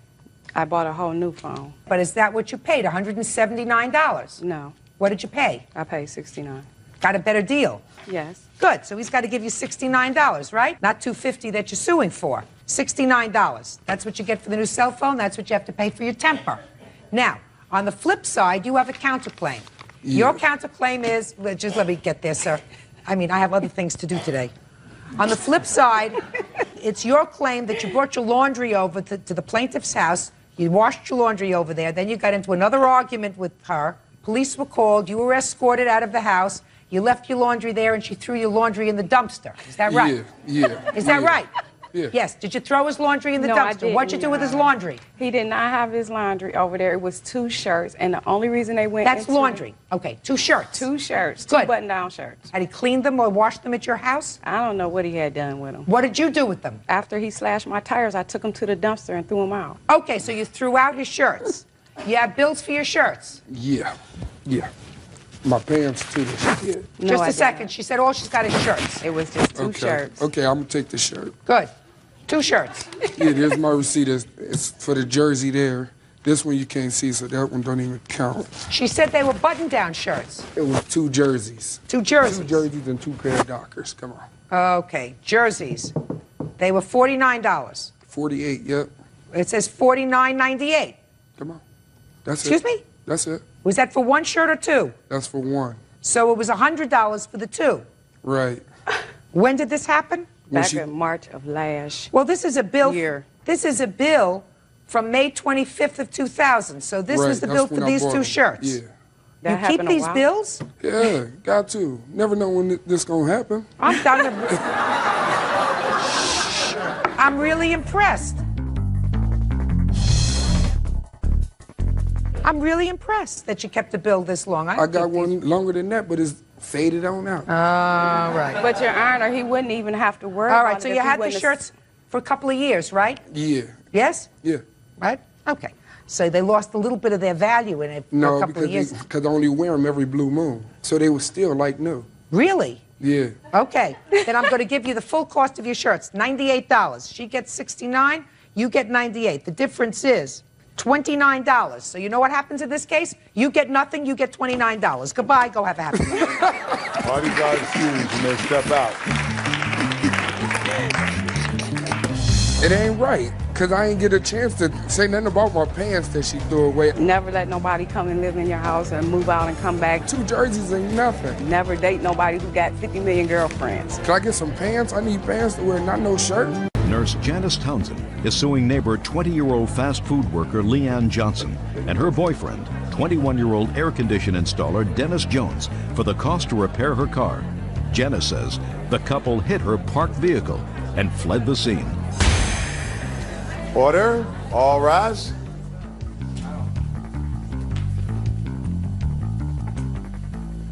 Now, this is case number 66 on the calendar in the matter of Townsend versus Johnson Jones. You're welcome, Judge. Parties have been sworn in, Judge. You may be seated. Miss Townsend, you own a car. Yes. And your car was parked in front of your house. Yes, ma'am. You didn't see what happened, but all you know is somebody hit your car. Yes, ma'am. That's correct. And one of these 2 people were driving that car that hit your car. Yes, ma'am. When did this happen? October 19th, about between 6 and 7. Tell me where you were. I was inside my house and I heard this big crash. I got up, went to the door. By the time I made it to the door, 2 of my neighbors were at my door saying, someone has just hit your car, you need to come outside. So I went outside, looked at my car, and it was smashed in on the front and just stuff all over the place. So I looked. You mean debris? Debris, Car that's debris. right, that's right, debris. Was on the street and on my yard.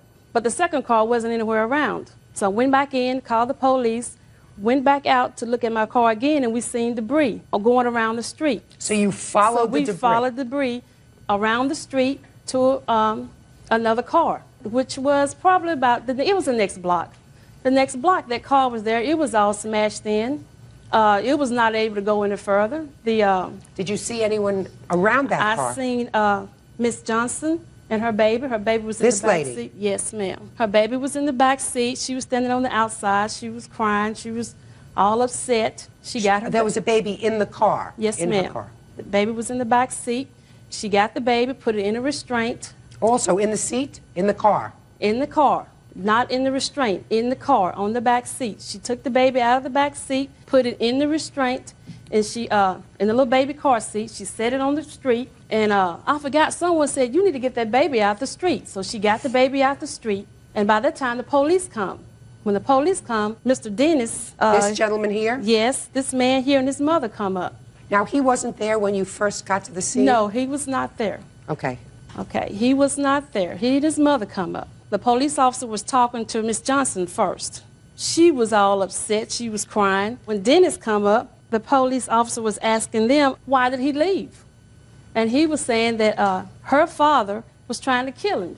He had wrapped the seatbelt around his neck, and they were fighting, and he was trying to get away from him, which made him put his foot on the gas and run into my car. Okay. And that's all you know about this? And that's all I know. Okay. So, well, there's one more thing. Dennis said that he would pay for my car. They said they would pay for it. They were sorry about it, but they never have. She has insurance on the car, but the insurance refused to pay for it because she was not the driver. He was, and he doesn't have any license. So that's why we're here today. I feel like they need to pay for my car. Who wants to talk first? I will. Go ahead. Okay, first of all, I was standing in the front yard. My dad chased him down the street and grabbed Chased who down the street? him. He was driving. Is he your boyfriend? Yes, ma'am. Is he the father of this baby? Yes, ma'am. That was in the back seat of the car? Yes. And the baby was in a restraint, but by the time she'd gotten there, I'd gotten the baby out of the car and was sitting in the back seat holding the baby. And then when the police were starting to arrive, let's I start took the from the baby. beginning. Your father is chasing him. Yes. Chasing him from where? From my house. Where was the baby when your father was chasing him? In the back seat of the car. What was the baby doing in the car? Because me and him and the baby were fixed to leave, but I went in the house, and when I come back out, my dad had started chasing him, and Dennis was leaving to try to get away from him. Okay. You were planning to leave the house? Yes. Where was the car parked? In the street in front of the house. Who brought the baby outside? We had just come to the house. We had been off, and we were going to go back off, but I was stopping at the house to get something, so I had just had So her the in two of car you with had me. just driven to your father's house? Yes. From where? I believe we were at the movies. You went to the movies with a baby? How old's your baby? She's 17 months. So you don't remember where you were coming from? No, ma'am. A lot of stuff happened that night. No. Now, you were just stopping off at your father's to get something? Yes. The baby is in the back seat of the car? In a car seat. I hear you. The baby is in the back seat of the car? Yes, ma'am. Who got out of the car first? I did. From what side of the car? The passenger side. So Mr. Jones was driving the car? Yes, ma'am. I never got... I didn't speak to you yet. And the car is registered in your name? Yes, ma'am. You live with Mr. Jones? No, ma'am. Where do you live? At my parents' house. And where does he live? At his mom's house. Does Mr. Jones have a valid driver's license? No, ma'am. No. So why were you letting him drive your car? He bought it. Why doesn't he have a driver's license? If he has enough money to buy a car, why doesn't he have enough sense to get a driver's license so that he can drive it? I don't know. I don't... Has he been arrested?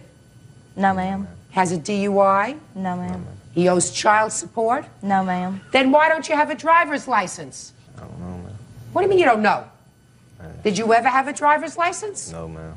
What do you do for a living? Heating and cooling. Heating and cooling. Yes, ma'am. Is that where you made your money from to buy this car? Yes, ma'am. You work for somebody else? Yes, ma'am. When was the last time you filed tax returns? Look at me. When was the last year you filed tax returns? Probably 99, 2000. Don't you think you live in a country that has rules and regulations? Now, how would I know to ask you that question? Because somebody that's stupid enough not to have a driver's license and drive a car is also dumb enough to work and not pay taxes. And I say that to you, sir, because of the defense that you registered in your answer, which I find fascinating. I'm going to get to the thrust of this story a little quicker. You went inside, your father started to have an argument with the two of you, or just with him? Him. About what? A statement that Dennis had made that he said was false. You mean that since your father was doing something wrong? Yeah. All right. So they had an argument? Yes. And then Dennis did what? Did he run out of the house? He wasn't in the house, he was outside. Still in the driver's seat of the car? Yeah. So your father ran out and grabbed him? I wasn't outside at the time. That Oh, now Dennis is going to tell me. So what happened, Dennis? She went in the house, he come out, and he started fussing on me and stuff. So I crunked the car up, put it in gear. About the time I put it in gear, he was right here at my window, finna hit me. But I give it a little gas, and he grabbed my seat belt. And I looked down, when I, was going down the road, he was running right beside me. When I looked down to grab the seatbelt off my neck, because he was pulling it tight on me. And when I looked down, boom, I hit her car. Which her car was like 3 foot away from the curb and unlegally parked. That's his defense, Bird. His defense is he's not responsible because her car was parked the wrong way on the street. Oh, that's his defense. That's good. Judge Judy continues in a moment. How can you dare to say that this accident occurred because her car, which was stationary, you know what that means? That means standing still, not moving. And later today, He said that he had gotten himself arrested for a mistaken identity, is what he told me. He got himself arrested for a mistaken identity? I didn't know the last time I looked in the penal law that was a crime. real cases, real people. Judge Judy.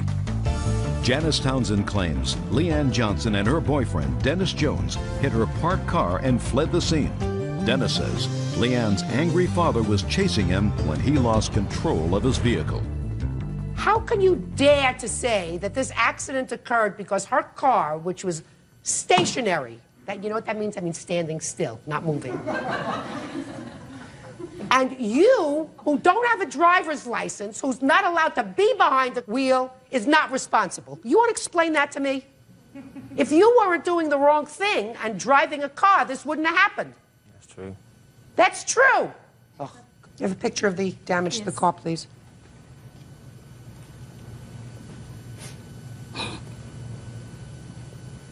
This is not a new car, right? That's right. But you're entitled to have your car in the same condition as it was before Yes, ma'am. Mr. Wonderful over here hit it. Yes, ma'am. So even though it's expensive to put your car back into condition, you're entitled to it. How long have you been working at this heating and cooling company? For about a year. You paid in check or cash? Cash. Cash. Well, you better start saving your cash. Judgment for the plaintiff in the amount of $2,692.05. Thank you. Oh, these are excused. You may step out. I was thoroughly shocked. Yeah, I feel bad that it happened. My car was sitting in front of the house. I'm sorry can't get along with her now. Minded its own business. When they were fighting, they hit my car. Don't be driving. Justice. And now the next case. All parties in the matter of Peterson versus Thornhill. Step forward, please. 20-year-old college student Serene Peterson is suing her former friend, administrative assistant Jasmine Thornhill, for unauthorized use of her credit card. Jasmine says she had Serene's permission. Ms. Peterson, the defendant was a good friend of yours. You claim, however, that she stole your credit card and used it without your permission, racking up tremendous bills for which you are responsible. The defendant says she did, in fact, use your credit card. She used it with your permission. You had an arrangement where she would pay the bill, and she was perfectly prepared to honor that arrangement. You knew her for a long time? Around 6 months. When do you claim she stole your credit card? December 15th, I was over her apartment on a social engagement. When I left, I accidentally left my wallet with my credit card inside her apartment. Go ahead. 2 days later, after searching my belongings, I called her and asked her if she had it. She says that she did, and I went over and I retrieved it the same day. Your credit card? Yes. Go ahead. After that, everything was fine until I received my statement. That was in mid-January. The statement had some charges, along with the charge that I purchased for Ms. Thornhill while I was at her apartment.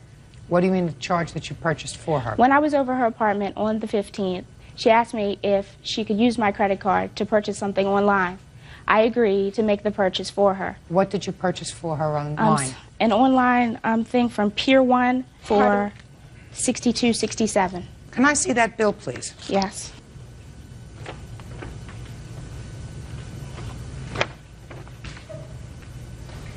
Now you have certain things highlighted. Yes, those are all of the charges that Ms. Thornhill made, except for the one on December 5th. You have one here for December 19th. Yes, that's correct. But you got your credit card back on December 17th. Yes. You have something on the 18th. There are a series of charges made after December 15th, extending onto May. I have a complete list. All of the charges I did not make, Ms. Thornhill made. Real cases, real people. Judge Judy. Serene Peterson says former friend Jasmine Thornhill stole her credit card and ran up charges. Jasmine says Serene gave her permission to use it. Let me hear your version of how you got this credit card. Sure, Your Honor. Prior to December 15th, I had asked Ms. Peterson if I could use her credit card in order to make some online purchases for Christmas and some other purchases as well. She said it was no problem. She would come to my workplace in the next couple of days and she would give me the card so I could go ahead and do that. She came to my workplace as agreed and she left the card in my possession. After that, I proceeded to make a few of the online purchases and I asked her, was it okay if in the coming couple of weeks, if I could use it again? And Ms. Peterman's statement to me was, well, hey, I don't have a job right now. You're working full time. If you want to use it, just make sure you pay the bill. I'll send the statements to you and we won't have a problem. So I began to use the card under the verbal agreement that we had made. Ms. Peterson got her statement in mid-January. I asked her what the amount was she going to send that to me? She said no, because of the fact that she had made a charge in December herself. She'd go ahead and take care of that payment. She said, but then when the rest of my charges became evident in the February bill, that I would begin to be responsible for it. In February, as agreed, she mailed me the payment, and I have proof of that because I sent in a money order to make that payment.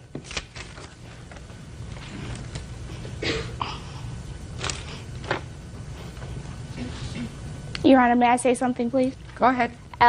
After Ms. Peterson reviewed that statement, and I sent a copy of it to her, of the statement itself, along with a copy of the money order to her in the mail as proof that I had indeed made that payment. Then came February, and she received a statement, and she was very concerned by the growing balance. I told her, I said, I can understand that, but it just so happens that you and I have a different standard of the way that we live. I understand some of the things I might buy might appear expensive to you, but I'm expecting tax money. I'll definitely use some of that towards lowering the balance, and I will definitely honor our initial agreement. I don't in any way want to... stick you. Right, exactly. March came along. That's when Ms. Peterson, I think, she started to get really upset. Well, just show me the rest of the payments that you made. That's the only payment that I made successfully. Why? That was the only statement that she sent to me. In February? Yes, ma'am. Why did you make purchases in March? Those actually, ma'am, were purchases that I had made in February that were on back order. Then you cancel them. What are you, nuts? No, honestly, ma'am, you're right. That's something she certainly could have done. All right, Ms. Peterson, let me tell you what I think. I think you lied to me when you said she stole your card and you had no knowledge of the fact that she was using your card till you got these statements. Let me tell you why. Because if I got a statement in the month of January that showed unauthorized usage of my card, and since you weren't using the card at all, correct? Correct. Then you cut up the card, you call the company immediately, and you say, discontinue this card, I'm canceling this card, no further purchases are authorized. You didn't do that. I did, Your Honor. No. If you did that immediately in January, is that what you're saying? Yes, Then you are not responsible for these. If you canceled your card, and they continue to allow someone else to use it in an unauthorized way, you are not responsible. When I called them in December, they told me that they had been trying to contact me because they had red flagged my card because of suspicious behavior. They had also told me that someone called up and got my card reactivated. Numerous times I called them and I canceled my card. Do you know her mother's maiden name? No, ma'am. Do you know her social security number? I don't know by heart, but I did know it. Good. Did you ever call to reinstate her card? No, ma'am. No. Miss Peterson, what happened is that you let her use your card. I did not. Then if these are unauthorized charges on your account and you did not give her permission and you canceled your card, then you are not responsible for these. That's what I told Bank of... However, they told me, because I told them that I knew who was making the charges, I said, I can direct you to the person who is fraudulently using my card. They said that it's a civil matter now and that I have to bring up the charges against her because they are not going to take them off. No, that's not true. Call the police. Madam, if what you're telling me is that somebody stole your credit card and used your credit card without your permission, call the police and have her arrested. Simple as that. They're going to arrest her and you won't be out any money. You won't be out any money if what you're telling me is true. What you're telling me is true, correct? Yes. Right? You didn't give her permission to use your card. No. You're sure of that? I'm positive. Then you don't have anything to worry about. Call, have her arrested for grand larceny. You are not responsible for the payments because you did, in fact, cancel your card. Yes. Right? Yes, I did. Perfect. Then we have nothing to worry about. Goodbye. Parties are excused. You may step out. I hope Ms. Thornhill enjoys her few months of freedom because she will be going to jail. Ms. Peterson and I had a verbal agreement that I would make the monthly payments on her account until my charges were paid for. She thinks that she can just walk all over somebody just because she has a pretty face or whatever. What's frustrating to me is the fact that, for one, that she's trying to make me out to be a liar or to be a thief. I know that Ms. Thornhill stole the credit card because she admitted so. That's completely untrue. She just got away with stealing and lying. She needs a lot of help, obviously. Gordon is suing her former clients, Beatrice Jackson and Nicholas Smith, for the balance of a wedding contract.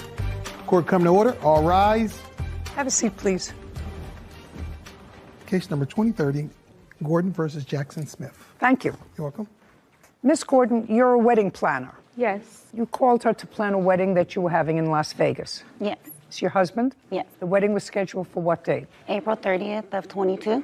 Your lawsuit against the defendants is for the balance of a fee that you say is due and owing to you. Ms. Jackson and Mr. Smith are counterclaiming for a whole bunch of things. They said that not only didn't they get everything that they paid for, that you selected the venue, and they were ejected from the venue because they weren't allowed to have a wedding there or serve liquor. So what was your fee that you quoted the defendants, and how much of that fee did they pay? My fee for planning the wedding was $4,000. And that $4,000, was that fee reduced to a contract? Yes, it was. I'd like to see it. Okay.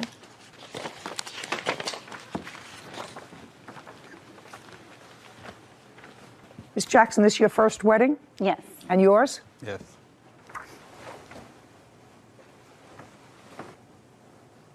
Okay, your total fee was $4,000 and a deposit of $2,000. Did they give you a deposit? Yes. Okay, so they signed an agreement to pay you $4,000. How much did they pay you in total? In total, for our planning fee, they paid... No, in total, how much did they pay your company? $2,000. $2,000. Correct.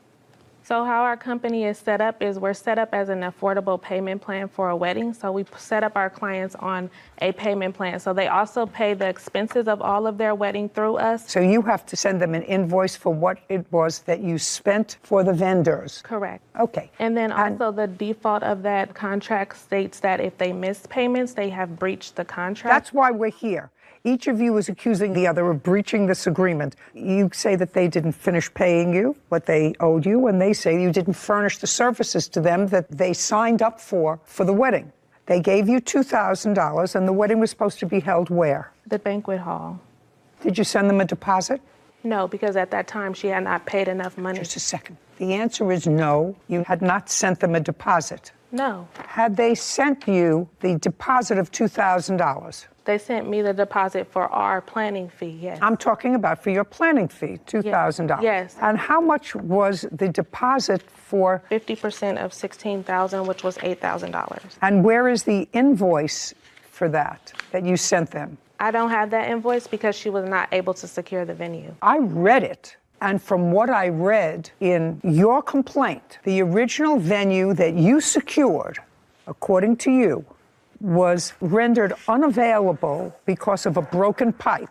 That was the second venue. We went through 3 venues. The first venue, she lost that venue because she could not keep up with the payments and did not submit money for a deposit. The second venue was the R&R Event Center. That venue she lost because a pipe broke in the venue. Okay, just a second. R&R Event Center. And when was that taken? That was booked on March 11th, 2022. And I do have the invoice for that. And how much was it? $2,250. Okay, that's much better than $8,000. Okay. Did she put in a deposit? Deposit was made from the monthly payments that she makes towards her wedding. Show me invoices that you sent her every month. Yes, I have that. Well, I'd like to see them. This is the statement of the account. It lists all the invoices that she was sent on a monthly basis. So she paid you the $20,000 that was invoiced. Her wedding cost a total of $23,600. No, that's not what I said. Opening balance was $0. Invoice $20,451.57. Paid $19,356.57. That's what this says. Uncross your arms. Correct. No, that's okay. That's so correct. She paid for everything. Now. No, she didn't pay for everything because, as I just stated, her wedding cost a total of $23,651. Let's go back to, because I see that we're not getting anywhere. Before her wedding, before anything happened, before she said, I do, and before he says, I take you, she paid practically $20,000, which was your original estimate and her budget for the wedding. There's a second. That's either a yes or a no. Before the wedding, your original budget that you were given by the defendant, I read the papers, was $20,000. So, and as that's either a yes, I read the papers, or a no. Yes, that's the budget she stated she would like to stay around. But however, in planning a wedding, you cannot give an exact of how it's going to cost. I didn't say that. I didn't, Madam, pay careful attention to me. I've made 16 weddings. I've had 16 event planners. I know exactly how it works, and I know exactly that you can't always predict to the $100 or $50 or sometimes $500 how much more the wedding is going to cost. It never costs less. That's not what I said to you. I said by the time the wedding took place, she had paid the vast majority of the original amount that she said she wanted to spend for the wedding. And that is accurate. Correct. She said she wanted to spend $20,000. She gave you over $19,000. Did that include your fee? No, it didn't. Just a second. So the answer is no. That's what she wanted to spend, exclusive of your fee. Correct. Now, of your fee, she gave you an initial deposit, or they did, of $2,000. So that's either a yes or a no. She gave you $2,000. Did she ever pay you the other $2,000 for the fee? And the rest of the expenses that you want are the additional expenses over and above the $20,000 that, stop shaking your head, over and above what she originally said she wanted to spend. Correct. Now, I'm going to get to what happened just about a week before the wedding. Okay. You had booked a place. She had paid for the place, $2,250. Yes. And that was at R&R. According to you, something happened at R&R. Stop shaking your head. It's annoying.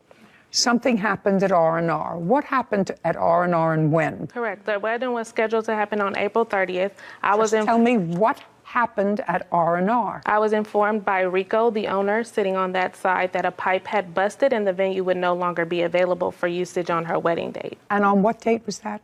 It was around the week before her wedding, or 2 weeks before her wedding, sorry. Date? I don't have the exact date. You own, manage, or what, this R&R? I'm the owner of R&R Event Center. Okay, tell me your last name, sir. Cox, C-O-X. Do you remember having a conversation with the plaintiff about the venue? Yes, ma'am. Do you remember when it was? March 25th of 2022. Can you tell me what you said to her and what she said to you? We had a conversation. I'm like, hey, problem with my venue. I had a pipe that busted. I won't be able to host their wedding. Well, their reception, I should say. So I informed her I can put her in contact with other venues that I may know, or I could send her back the deposit. She asked for the deposit back. I sent the deposit back probably within the hour. How much was the deposit? $2,250? No, ma'am. How much was it? $1,125, which was half. So 50%? Yes, ma'am. So you sent her back the deposit? Yes, ma'am. Did you receive the deposit, Miss Gordon? Yes, I did. The wedding wasn't until April 30th. So you had plenty of time. Well, not plenty of time. You had time to look for a new venue, or else they were going to have to change the date. Correct, and they found Just shh. What venue, you can sit down, Mr. Cox, thank you very much. What venue did you select? And had you ever used them before? No, I had not. I never worked with a challenge budget like this for a venue. If you don't like the budget, don't take the gig. Yeah, I won't. And that's where the reception was held. But that venue was not allowed to have this kind of party. I was not aware of that until the day of the wedding. That's your problem. That's not their problem. They hired you as an event planner. They did, and they got checking. a wedding. The wedding went the entire time. The wedding was not closed until after the wedding had already ended. So they used the venue regardless. Okay. Miss Gordon, it's your job as the event planner, which is what I don't understand you being here. It's your job as the event planner. They don't live in Las Vegas. That's your job to ensure that the place that you select is a venue that's capable of performing the duties that you outlined in your contract, which means they serve food, they're allowed to serve liquor, they're allowed to dance, they're allowed to host an event of how many people? It was supposed to be 120, but all of my guests didn't get their invitation. So okay, so over 100 people. Your Honor, it wasn't that they were not allowed to have the wedding there. They were allowed to have the wedding there. What they were not allowed to do was the business was not allowed to operate after a certain time, and that is what the business owner produced to us. Just a second. You want to show me a contract that she signed with that business owner? Miss Gordon? Yes, I do. Yeah, I would like to see the contract that you signed with this business owner.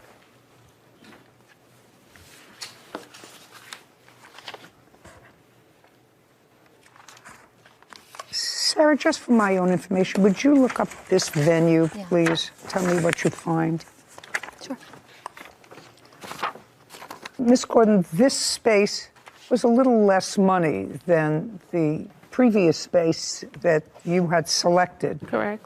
$500, $700? Yes, and that's because they were not providing all of the things that the original event place was providing. Was this event space that you booked at the end of the evening, I don't want to use the word raided, closed by the police? That's either a yes. Did the police arrive at this venue? Yes, they did. Okay. And what time did the police arrive at the venue? They arrived at 9:30. Is there a police report that anyone has? No. And how many parties have you done where police arrived at the end of an evening or during the course of an evening in the 2 years that you've been in Las Vegas? Never. And the police arrived at this wedding not because anybody was creating a disturbance, there weren't shots fired. Well, no, that is why. Wedding planner Tara Gordon claims her former clients, Beatrice Jackson and Nicholas Smith, owe for the balance of their wedding.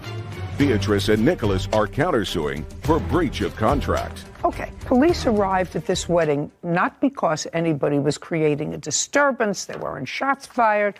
Well, no, that is why. They initially had a report because I don't know that. If you can show it to me, I don't have. I'd be more than happy to look at it. The police showed up. May I bring my witness up, please? For what reason? Because she can attest to the altercation that took place prior, which is why we were even brought up on the radar, because the other businesses in the vicinity of where the business takes place had complained. There was a lot of altercation back and forth outside of the event because she refused to sign the agreed upon payment plan to continue payments after the wedding. You understand that I'm not particularly sympathetic. I'm not. I'm letting you know I'm not particularly sympathetic for the following reason.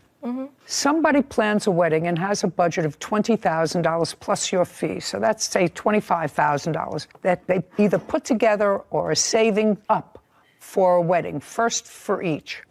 A week before the wedding, something happens with the venue, where the wedding could not be held at the venue of their choice. They're relying on an out-of-state wedding planner, that's you, to find a legitimate venue that is licensed to have an event. When they get to Las Vegas on the date of the wedding, you present them with a new contract. No, that is not true. When did you have it incorrect. Just a second. When did you give them?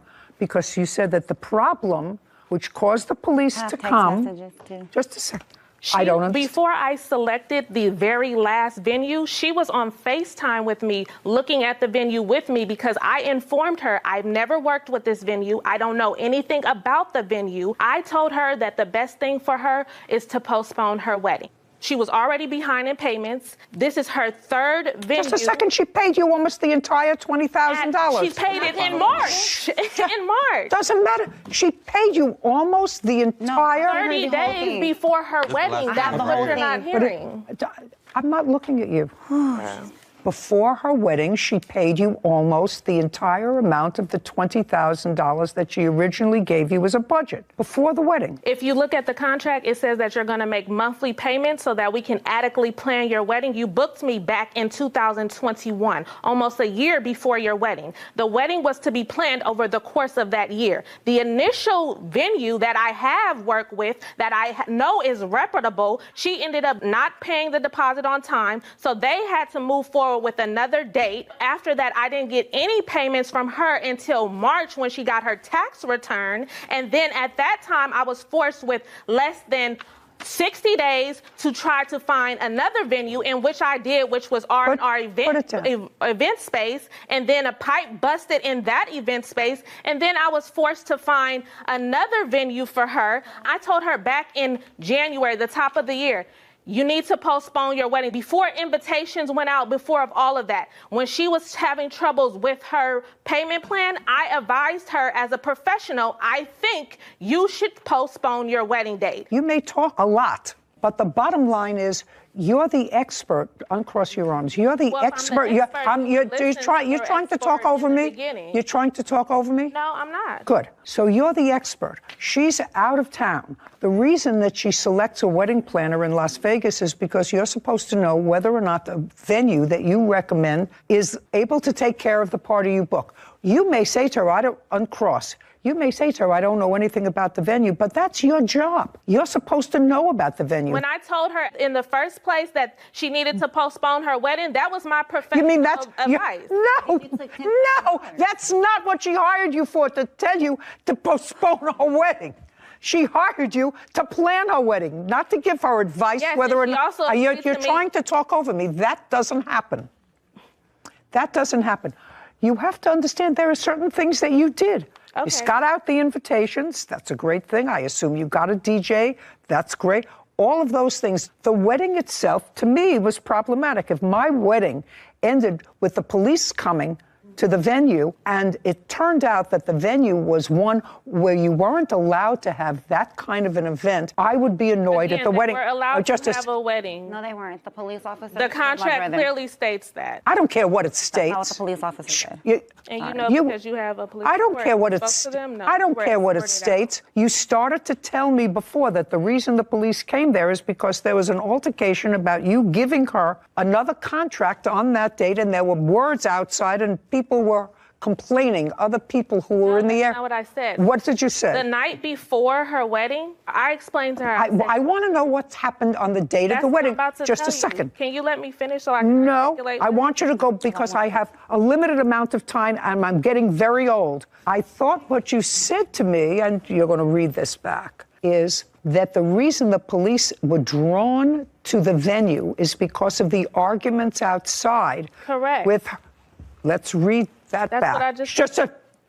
That was on the date of the wedding. Correct. You got married, and you're happy, and you had people at the wedding. You got a free wedding. And you $20,000. You're almost done. Do you understand? You're almost finished. Go ahead. We were brought up on the radar because the other businesses in the vicinity where the event took place had complained. There was a lot of altercation back and forth outside of the event because she didn't agree to sign the payment plan. Okay, so the reason that you said, let's go back, that the police came to the venue and then shut it down because it wasn't allowed to be used for what it was used for was because there were altercations about this second contract.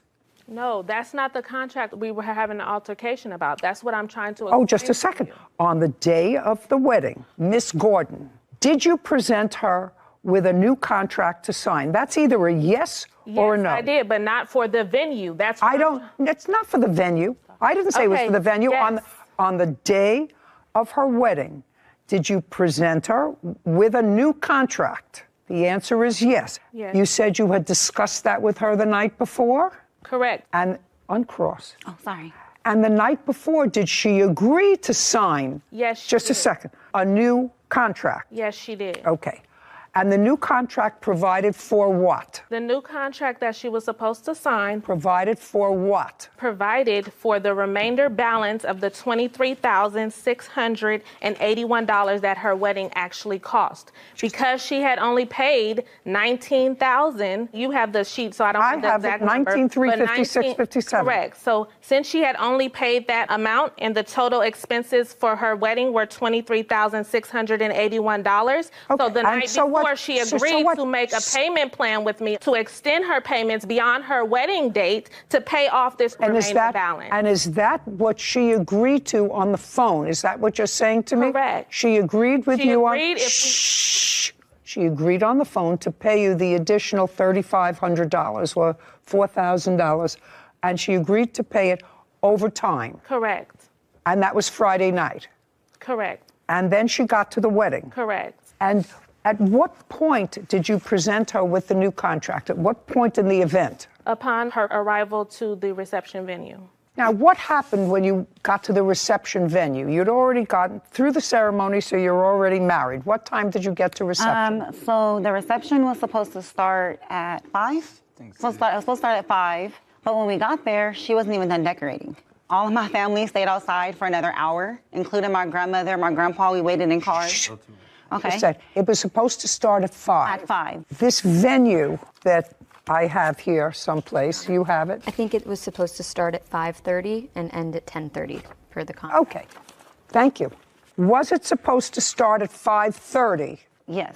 What happened at 5:30, Ms. Gordon? I presented her with the contract, and then she refused to sign it. Her guests were waiting outside because she was refusing to sign it. When she refused to sign it, because our agreement was she was going to sign the agreement before we started the reception. When she said that she did not want to start the reception, I responded and I said, we will pack all of this up and my staff and I will leave because now we're not being paid for our services. What time did the police arrive?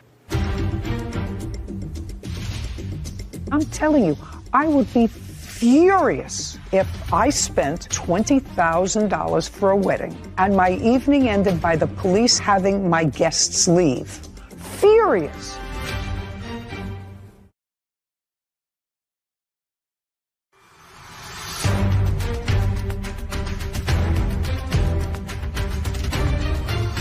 Wedding planner Tara Gordon has accused her former clients, Beatrice Jackson and Nicholas Smith, of refusing to pay the remaining wedding balance. Beatrice and Nicholas claim Tara booked an illegal venue for their reception. So, what time did the police arrive? The police arrived at 9:30. And did the police tell everyone to leave? Yes, they did. And told everyone that they had to leave? They arrived and they told me that everyone had to leave. Whether they told you or whether they told them. Yes. They said the place had to be clear. Correct. And that was an hour before the termination of the event. So at the end, the event was... The event was supposed to end at 10:30. Police arrived at 9:30. That's according to you. That's an hour short of the event time she was supposed to have at the venue. No, the event was supposed to end at 9:30. This is her timeline of events that was supposed to take place. This is the contract. That's the time that I have the venue too. I have to clean up. The agreed upon timeline is here. The wedding was supposed to end at 9:30, giving me an hour to clean up. I'll take a look at what you have. I'm just telling you that this is the signed contract. That's signed between me and the venue because they were giving me an extra hour to clean up. That doesn't say that in here. Because I booked it for a timeline. I booked it from 5:30 to 10:30. I outline everything that takes place. It ended at the last song of the night was at 9:30. And she went through the last song. We made it through the last song of the night on time. Could I take a look at that? I just can't wait till it's my turn. Well, the last song of the night was supposed to start at 9:30. Yes, and it started earlier because we made it through and she was done dancing. And by the time the police came, it was just mingling and dancing going on. So she had made it through her entire wedding reception is what I'm trying to state. Yes, Mr. Cox. Please. Hey, Your Honor, I'm back. That's not true. The police actually came at 9 o'clock and... Were you there? I was the DJ. You were the DJ. Yes, ma'am. Oh, That didn't get paid. don't. Oh, he got paid. don't. He got paid. Speak. So the police arrived at 9 o'clock. That's correct. And what happened when they arrived, Mr. Cox? So By the way, did you know them before the wedding? No, ma'am. Did you know her before the wedding? Just conversation that we had via Facebook or telephone.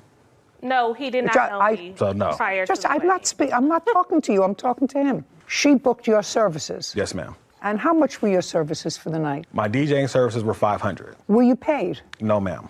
What happened when the police arrived? The police came, asked everyone to leave. Do you know anything about this venue space where the wedding took place? Yes, ma'am. Tell me about it. It's a storefront. So are a lot of venues in Las Vegas. Your case is dismissed. Do you understand? This is not a free-for-all. As far as I'm concerned, you got almost exactly what her budget called for. And I have one vendor that wasn't paid. Because she didn't pay. It's clear. Well, how do I know that you paid the other vendors? At least I know one vendor that you didn't pay. And she paid It's right in almost front of you. $20,000. They got paid because, okay. I have two things. I have one vendor that's here that wasn't paid. You were paid almost $20,000. The balance, part of it, is for your fee. Part of it is My for... fee was not. Are you saying that part of this money that you're suing for, this $4,000, was not part of your fee? The $4,000 that I'm suing for is part of my fee. Of course, that's what I said. So part of that money was for your fee, and part of it was for vendors. I have one vendor here who says he wasn't paid. Well, I have receipts from other vendors if you like to see.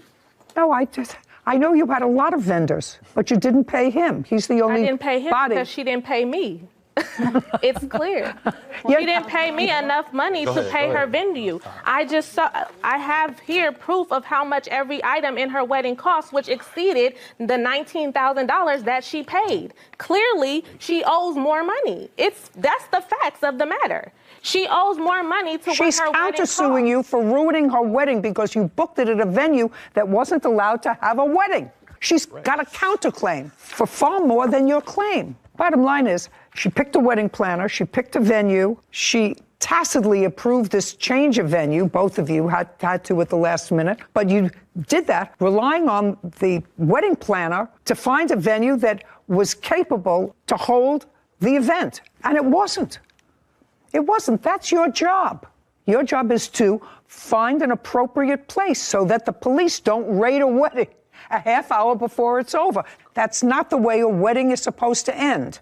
So what I want you to tell me is you're suing her for $4,300. How much of that $4,300 is your fee? $2,000. And you didn't pay him? No. So that's 24 minus 500. You didn't pay him because you have to pay him. I paid him. Part of He's it already was to paid. pay him. I'm deducting it. Okay. I'm not paying you for your fee. Okay. You booked the wrong space for your fee. So far, I have $1,825. Other than the DJ, who else didn't you pay? I'm very clear. Can I? Other than the DJ, he's going to tell me, the DJ is going to tell me, other than the DJ, who else didn't you pay? Mr. Cox, could you stand up, please? You seem to want to tell me something, and since you didn't know either one of these parties, I'm going to let you tell me. Do you know any other vendor other than you who wasn't paid? The bartender also was not paid. Bartender. That's correct. Which is his wife. That's correct. I don't care if it was his wife or not, it was the bartender. Right, but what I'm saying was the bar was included. How much were you supposed to pay the bartender? The bar and the bartender came with him. He offered to do the bar and to DJ because his pipe busted. So what I'm saying is, he said, I'll bring my bar and I'll do a cash bar, meaning That's because a bar you can't have for $500. So Right, we'll but do he a was cash doing a bar. cash- correct. Did you do a cash bar? Yes, ma'am, I did. Okay. So you made some money off the cash bar? Yes, ma'am. Yes, of course. Got it. Now you can sit. So what you paid him was $500 for both. And $150 for the bar. $650 total. That's what he charged them outside of the wedding. This is a very easy case for me. You were paid almost $20,000. I wasn't paid anything. I was Yes. paid $2,000. And I would feel doubly furious if on the day of my wedding, as a new bride of an hour, the event planner said to me, you can't go in unless you sign this contract, modifying our first contract. The contract was not to modify. Your case is the dismissed. contract. We're done. Okay. This court is adjourned. So your counterclaim. There are some things that I realized that, I could have done better. Basically, 10 days before the wedding, add additional $4,000 on top of $20,000. That never happened. It was just her way of just trying to come up on more money, in my opinion. At the end of the day, she had got her wedding. I'm actually sometimes surprised at professionals like this woman, who is an event planner, has a reputation. She was almost fully compensated for this event. And the wedding was, if it were my wedding, I would say, it's ruined by having a police shut it down. We had a wedding a month ago. Mm-hmm. What would you think if the police showed? You would not be happy if you paid any amount of money to a professional and had that happen. I really thought it was outrageous. The whole thing was just tacky, waiting outside the venue when she got there from the ceremony, and before she could go in, she had to sign the contract. That's really not what you do as a professional. Bad business. Bad business. Want justice? 20-year-old Hannah Buellman is suing her former boyfriend, Ryan Trunell, for the cost of a car, an assault, and filing a false restraining order. Court come to order. All rise. Be seated, please. Hello, Judge. Hi. Case number 204, Bernero versus Trunell. Thank you, Kevin. Now, you have to tell me, are you Miss or Mr.? For the duration of this case, I will refer to as Mr. for legal terms. Mr. Trunell. Correct. Okay. Ms. Buellman, you and the defendant dated for how long? 2 years. And according to what I read, during part of that period of time, you lived at your mom's house. Yes. From when to when? From January to May. Of what year? 2021. Had you lived with each other prior to that? Yes. Where? At his mom's. And how long had you lived at his mom's? About a year, once I turned 18. Prior to your moving into his mom's, were you ever together? Yes. Where? Well, we didn't live together. We were just, we were seeing each other, From when to when? From April to December of 2019. And then I moved in at the beginning of 2020. So for a long time. Did you have plans to marry and yes. Had you discussed it? Yes. True? You had those conversations, yeah. Right. This case actually has to do with funds that you put in to a car that was supposed to be used by both of you, but since you didn't have a license, the car was put in your name. And the relationship took a bad turn, and you have the car. Is that right? Yes. And you, Ms. Buellman, want the money that you put into the car. Yes, we agreed that I would get my half of the money if he kept the car. Well, you didn't put in half the money. You only put in, according to you, a deposit. Yes. So you're not entitled to half the car. At most, you're entitled to your deposit back, and that's what I have to determine. Now, Mr. Trunell, the allegation is that you filed a false restraining order against the defendant, and I believe you spent a little time in custody. Is that correct? Yes, they took me in and fingerprinted me. And that was after the breakup? Yes. All right, so let's go to the car. You were living with your mother when the car was purchased? Yes. Okay. Mr. Trunell, month and year the car was purchased? May of 2021. So that was immediately prior to the breakup? Yes. What kind of car was purchased? 2014 Ford Focus SE. And the purchase price? We put down a deposit of $7,000. Total purchase of the car was just under $11,000. So that was finance charge? Yes. On the car. Who financed the car? I did. Through what institution? My bank account. I was paying it through my debit card while I was working. I understand that, but what institution? What Bank of America. Bank of America. And what were the monthly payments? $200, around there. So if the car was purchased immediately prior to the breakup, the plaintiff really didn't get any benefit or use of the car. Very little, maybe at most 30 days. That be a fair statement? I'd say so. Fair statement? Yes. And how much, Ms. Buellman, did you put into the car? I put in $6,000. Is that correct? Correct. I'd like to see proof that you put in $6,000.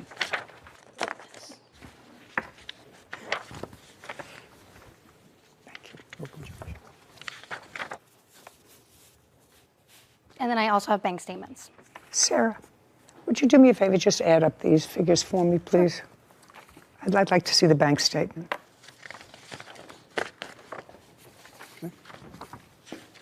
There's one page that is not highlighted. Totals to $7,000, Your Honor. What is this that you gave me? My bank statements for what I paid at CarMax, and then what I take out, I did because I did a cash deposit. So everything I took out at the ATM, I put right into my cash flow envelope I had for savings for the car. But there are 2 CarMax transactions. I did it in cash because I was told that it would be cheaper if I did it in cash because it won't be taxed if it was compared to a card. Yeah, but these figures don't add up to the same thing as that. Well, he did pay a little because that is $7,000. No. But these figures I have on the 13th of May, which is when this car was purchased. I have you took out $800. You took out $1,520. You took out another $100. Yes. I may be missing something, but that's all I see. No, and then, like I said, the ATM on the other 2 bank statements, it says $700 and $800, and I believe another $500 for everything I took out in cash for down deposit. I'm not following that. Are you understanding this? Take a look at this. Sure.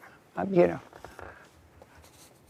So she's saying that these PNC bank statements was cash withdrawals that she then used towards, I'm assuming, this large $5,380 first bill, because the totals from this are only totaled to $2,420. Right. Well, that's all I have. That's your bank statement. This thing that you handed me first is actually unreliable because my 14-year-old child could make that up on a computer. I'm looking at your bank statement, which looks different from my bank statements, but I'm prepared to accept it.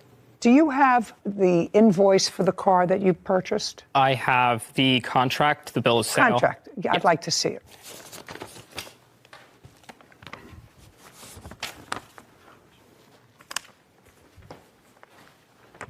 And I'd like to see your bank statement, please. I don't have bank statements with me. Any reason? In my search, there were no correlations on May 13th towards the purchase. Only records that came up were towards the insurance and car payments that followed after the date. So I did not believe it was reasonable for me to submit that as evidence. In the future, you should let the fact finder determine whether it's reasonable or not, right?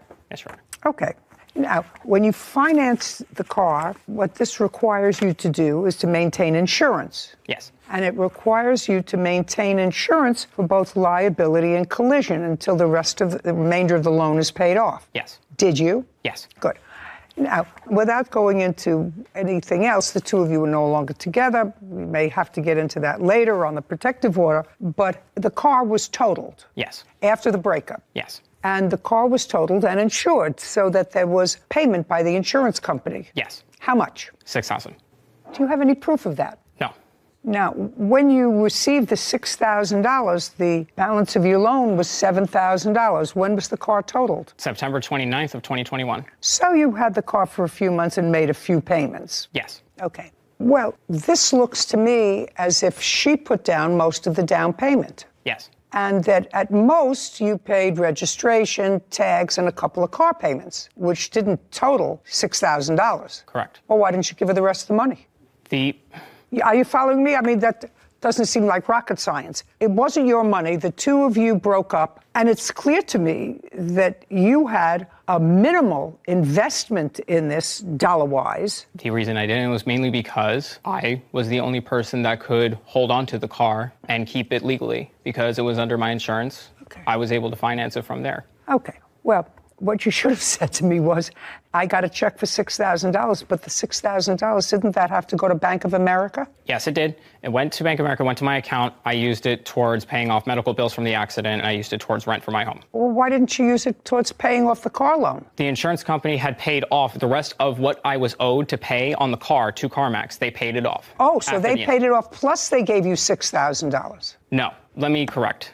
I apologize. I'm very nervous. The insurance company, after the incident, had paid off the rest of what was owed to CarMax from me. Okay, so the insurance company paid off to the lender. Yes. Which was left, which was, let's say, $6,000. Yes. And in addition to that, they sent you a check. Yes, I used that check towards my bills, and I used it towards my rent. Okay, well, that you can't do, because that really wasn't your money. You didn't spend that money. Didn't you feel as if it was appropriate to give it back to her? I would have if I wasn't in the situation that I was. And what situation were you? I was injured. Who is this? Is this your mother? Yes. Okay. Are you living with your mom? Yes. Okay. Well, so you weren't on the street. I assume that you feed your child when you have to. He was actually taking care of me that time. Oh, great. Well, if you had the money to take care of your mother, then you should have returned the money to her. So she's entitled to that money. You were compensated for it by the insurance company, and you had no right to keep it for your own bills. Okay. Got it? Yes. Easy. Easy peasy. Now, next is your allegation that he assaulted you and filed a false restraining order. Yes. Okay. So now let's jump to you are no longer living together. This is after May of 2021. You had an encounter, according to your papers, with the defendant. Tell me when and where that happened. So October 6th at a Gloucester City park, right down the street from where I was staying. So I walked there. And we both agreed for me to pick up my things because he still had some of my belongings. Did you make the appointment to meet by text, by email? Yes. Text? Yes. Anybody have those texts? Let me see if I do. I do not. My phone was destroyed. I only have the text from when he texted me the car accident when I said I was planning to take my car back. And right after that, I then planned to meet up with him to get the rest of my stuff back. Okay. Well, you don't have the text involving that. Okay. So you did, in fact, meet at a park. Yes. How did you get there? I walked there. I was staying at a friend's house. How did you get there? I drove my mother's car. Okay. Now you're in the park. Tell me what happened. And this is in October. Yes. Go ahead. So we meet at the park,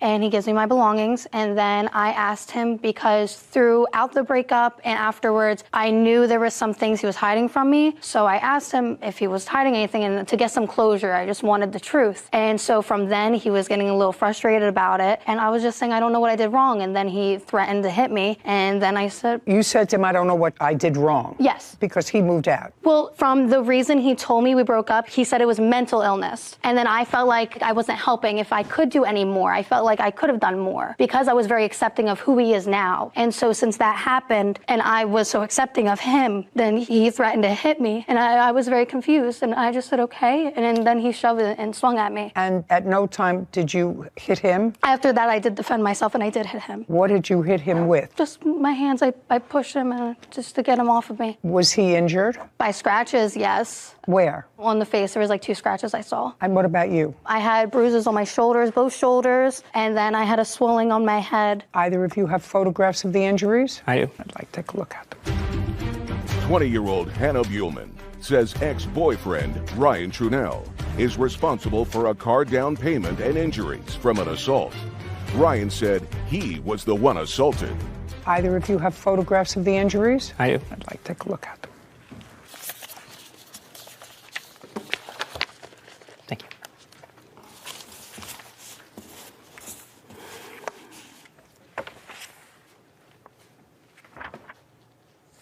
Okay. How did it end, the incident in the park? So I just pushed him on the ground and I walked away. And where did you go? I first went back to his house. I did go to his house because he still had one of my big bags. Okay, so after this incident, you pushed him down. You went back to his house with him? No, I with my friend. Well, your friend wasn't with you in the park. Yes, I walked to my friend's house. I let him know what happened, and then we drove to his house so I can get the rest of my belongings that I couldn't carry home. And what happened when you got to his house? So I told him, I said, hey, I'm sorry. I even put my hands up and I'm like, I just want the rest of my belongings back because I didn't think I would get it back. And so then he just told me, sorry, I told you I was mentally unstable. And I'm like, I just want my stuff back. And I grabbed it and I left. So you got your things back? Yeah. And you both said, I'm sorry. Does that sound correct? No.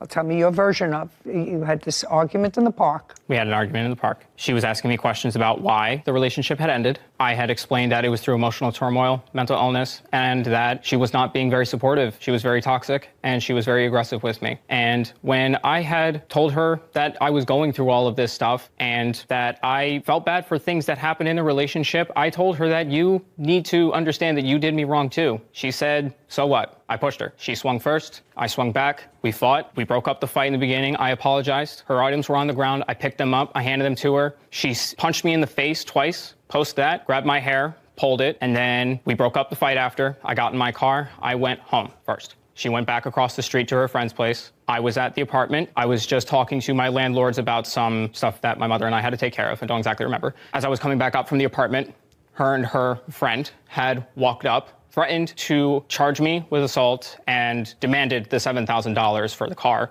then and there. I said I didn't have it. I apologized for what had happened. Didn't have it. You apologized for spending the money? Yeah. That's what part of the argument was about, back at your apartment. Well, there wasn't an argument on that. I apologized for it, but she still wanted the money. She demanded the money. Well, so the money was part of the argument. Yes. Did you both go to the police station? Yes. Yes. And who went first? I did. But you didn't go to the police station immediately after the incident. You went to the police station after she said she's going to charge you with assault. Yes. And do you have a copy with you of the police report that you filed? Yes, I do. Thank you.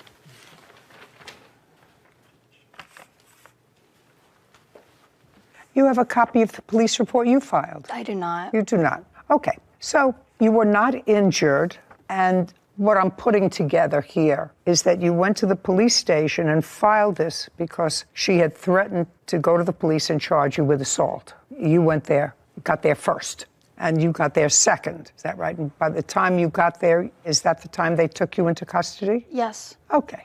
Did you ever, Mr. Trunell, seek medical attention for any of these injuries that I see in these photographs? No. The answer is either yes or no. No. And you do acknowledge, Mr. Trunell, that the initial aggressor, physical aggressor, which is what you testified to. Let's go back to his initial testimony, Whitney. I believe he testified that, not sure, she was aggressive, she was loud, she wouldn't accept it, and he pushed her. But I'd like to get the exact wording.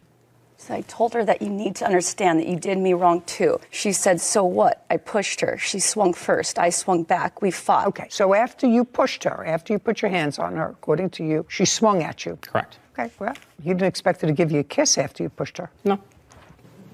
All right, Ms. Buhlman, I really am looking at your complaint, and your complaint is seeking $6,000 in damages. Well, you already have, according to you, that money invested in the car, which he got back. So you are entitled to that. And since that's the extent of your claim against the defendant, I'm granting your petition in the amount of $6,000. Judgment for the plaintiff. We're finished here. Thank you.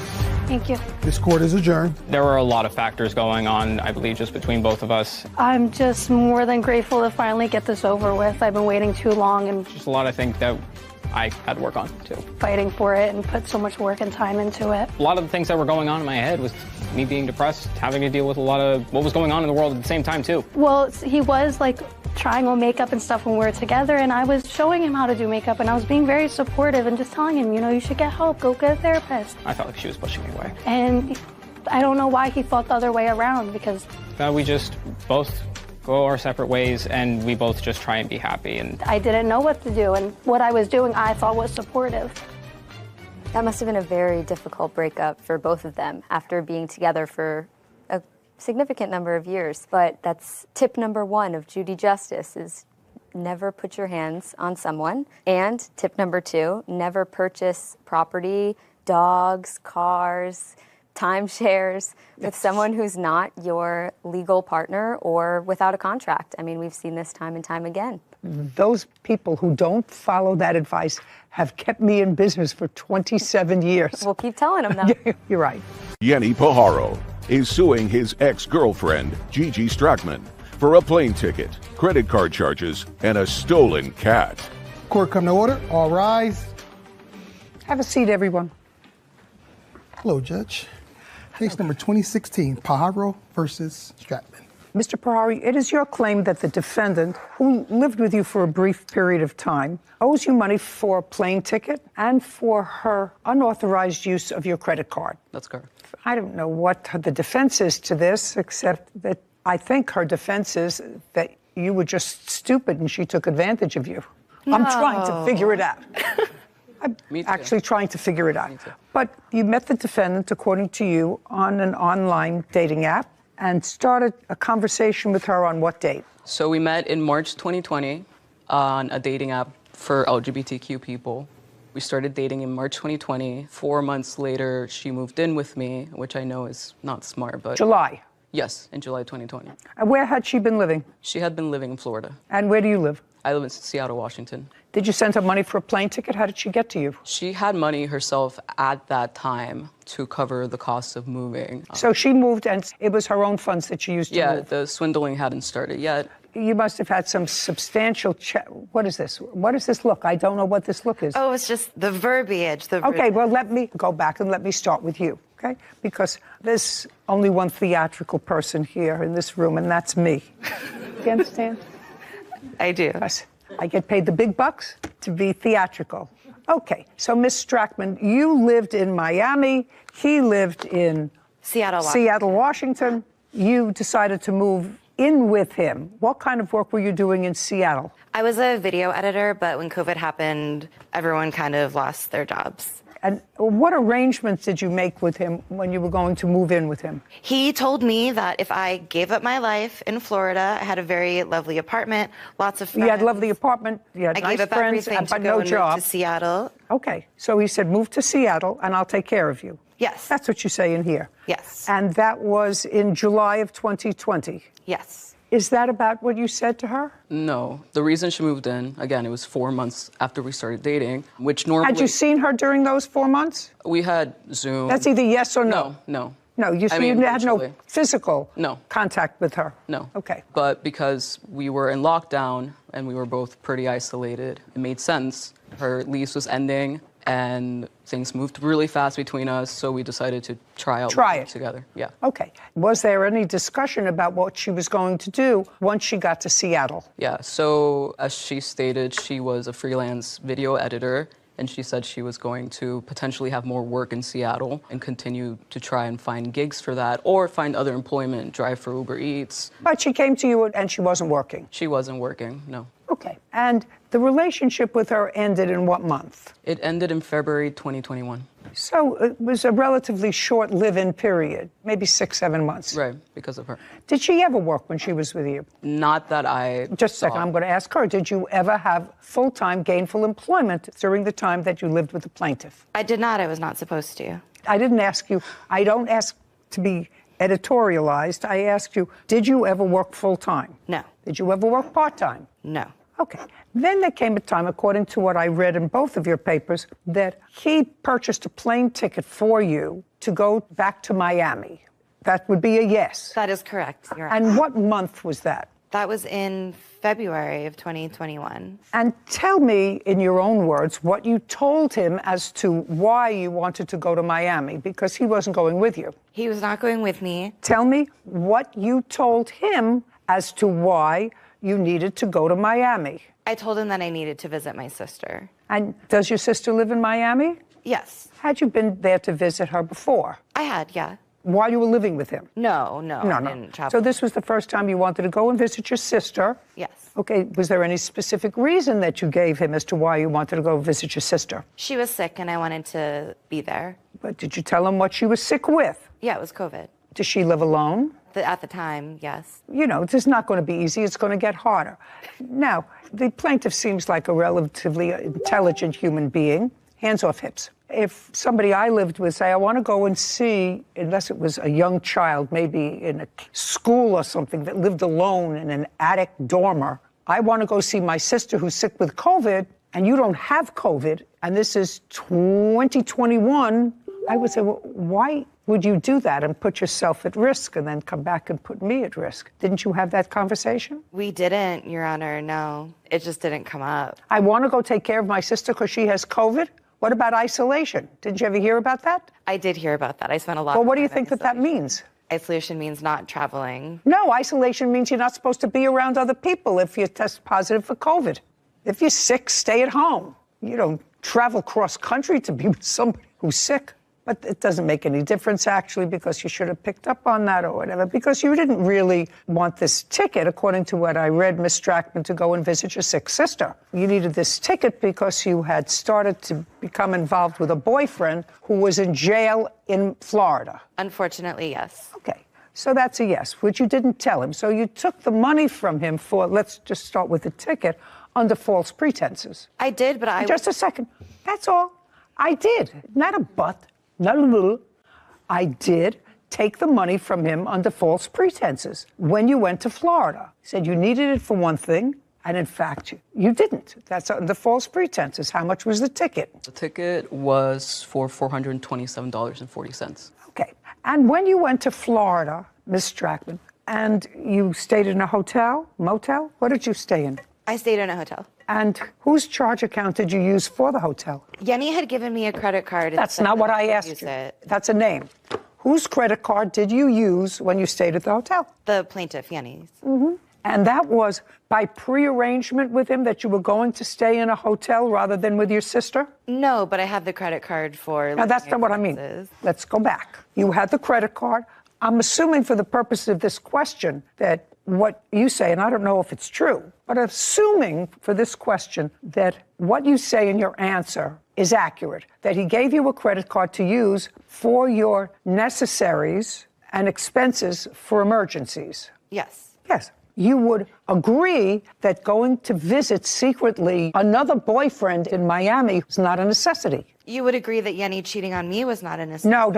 But did you use his credit card? I did, and I believe that human love and kindness. Okay, just a second. That's it. Do I look like I need help from you? If you had given him, Ms. Strackman, a credit card, I want you to try to take everything else from out of your mind. If you had given him your credit card and said, I'm giving this to you because I said to you I would take care of you when we lived together if you didn't have a job. Let's say I believe that. I'm not so sure, but let's say I believe that. You would agree that going to see another boyfriend across the country was not a necessity for him. Or for me, or for Whitney, for you, no, or for Sarah. For me, I'm a woman with needs. I need dopamine, I need love, I need connection, and I wasn't getting that from Yenny. So it was a necessity that I went to go visit another man. Yenny had other girls as well on the side. But you didn't, just a second, Miss Strackman, you didn't pay for the other girls. You didn't pay for his other girls. I paid emotionally. Oh, you said, what an idiot. Yenny Pajaro claims his ex-girlfriend, Gigi Strackman, owes for the cost of a plane ticket, credit card charges, and stealing his cat. Gigi says they were all necessary expenses for her. Now, you should feel so lucky that you got off so cheap. I think you should assume everything that comes out of her mouth. No. Why? Yeah. Because no. I yeah, wouldn't well, be here. I get who I'm dealing with, Yes. sir. $427 for the flight ticket. How much was the credit card? The credit card. Also, there's an incident with my cat as well, which just a second. I'll address later. Well, I'm going to get to that in a minute. That's your least strong suit, but it sort of tells me again who I'm dealing with. Okay. How much did she use on the credit card in Miami? Okay. So only in Miami. Right. In Miami, she spent $1,000 on... Now, just a second. Is that a sheet from your credit card company? Yes. I'd like to see it. Easier. Would you like me to add the $427 for the flight ticket? Yeah. Let's separate the two for me now. Mm-hmm. Okay. Giving me start. Just show me where the bills are. So those are two separate credit card statements because she used it in 2 separate months. One of those is when she initially started using it, which was... I don't care when she initially started. Okay. Let's understand. Yeah. She got your credit card. Yes. I only want to see the charges from Miami. Okay. It's the one that says bail bonds, the bigger charge, which was... Just circle. Okay. How much? That was for $1,000, but overall it was... No, $1,000. We're going to do it this way. $1,000 bail bonds. Yes. Okay, next. And then she spent $262.50 at a hotel for both of them. $250 for a hotel. And then she spent $105 on a fancy dinner for her and her lover. And her what? And her lover. Okay, 150? 150 is not fancy. That's the kind of person you're dealing with. 150. I don't think there's a question before you, madam. 10, 4, $1,400 there. Is that close? Including the 1,000? Including the 1,000, but then not including the 425. Yeah. So it would be 1,827. Correct. Thank you. Okay. Now let's get to the final issue. So that takes care of your plane ticket and the credit card while she was in Miami. Now let's talk about the cat. Ms. Strackman, you moved in with the plaintiff July of 20. Yes. And when you moved in with the plaintiff, did he have a cat? Yes, he did. Okay. And what was that cat's name? That cat's name was Momo. And you lived with him a total of approximately 6 months. Yes, Your Honor. And during that time, the cat... No, I didn't ask you any questions. There's no question before Daddy. you. There's no question before you. I have dates. You moved in, you lived with him for 6 months. When you moved in, the cat was there. And if you recall, in what month and year had you gotten the cat? I got Momo right before she moved in with me as an emotional support animal, which is legally protected. When you say right before she moved in with you, give me the month. It was And where did you get the cat from? June 2020. I adopted her from a shelter. So you didn't have the cat long? No. When she moved in? No. And then the two of you had the cat? Yes. Okay, but great. The cat was and then when she, just a second, then when she left in February of 2021. Mm-hmm. Okay. We are now in August of 2022, and you recently filed this case with regard to your cat. Right. I didn't know where she was. Just a second. Disappeared. I don't care. Okay. You recently filed this case with regard to the cat. Did you make a police report when she left with the cat? I don't. The answer is either yes or no. I don't like involving the police, so no. I didn't want to ruin her life. Oh, well. I want to tell you something. I have a small 4-pound dog at home. I love that creature more than anything in the world, except my grandchildren, my husband, and my children. Hope there are enough life rafts for everybody, including the dog. I did try to hire a private investigator in Florida, but I didn't know where she was. Okay. You didn't report it to the police, and I do have a problem with that. Now, Ms. Strackman, you knew when you moved into him he had this cat that he had adopted. Yes, Your Honor. I want you to tell me what led you to believe you had the legal right to take that cat? Because that cat had become severely bonded to me. Yenny was neglecting both of us, both of the women in his life he chose to neglect. Because I was working and No, just a second. Don't. Sorry, I paid for everything. And so the cat. So he was neglecting the cat and you, so you decided maybe half a neglect, you could be one whole person. Exactly. Me and her just getting out of here and gonna go start a new life together. I spent day and night with that cat. That cat was extremely bonded to me. She would be devastated without me. Tell me how the cat died in your custody. Tell me how the cat died in your custody. That's not a smile story. It's not. No, it's absolutely devastating. I am completely torn up about it. Unfortunately, my boyfriend's dog was not accustomed to cats and mistook her for a toy, and she did not survive that. What kind of a dog does your boyfriend have? We don't know the breed. I've never done the genetic testing. You have a picture of the dog? I do not. I didn't bring any evidence. So I was hoping you just used brought your smile. Okay. She's not with her boyfriend. She said, I didn't ask you a question. There's no question before you. Love transcends bars, Annie. Okay. 1827, $1,000 for taking his cat, and because you're a fool. 7, 2, 8, 2827. Judgment for the plaintiff. Thank you very much. We're done here. This court is adjourned. First of all, I'm glad, and I think justice was served. I'm not for Momo, but for the other scams that Jacqueline pulled. Then I need dopamine, I need oxytocin, I need love, I need care. Well, credit card fraud. And Yenny said that they were going to be the person who was going to give that to me. Deception, played with my heart. And then didn't, so I had to find it elsewhere. It was incredibly, this was Momo. I did not have the cat killed. I was very attached to Momo. That was my cat as well. It was incredibly hard to deal with. I was also alone when I had to process that news, so. I did not set a hitman out on the cat. That's a lot to say. She saw me as a sugar daddy, and she saw herself as a wannabe Anna Nicole Smith.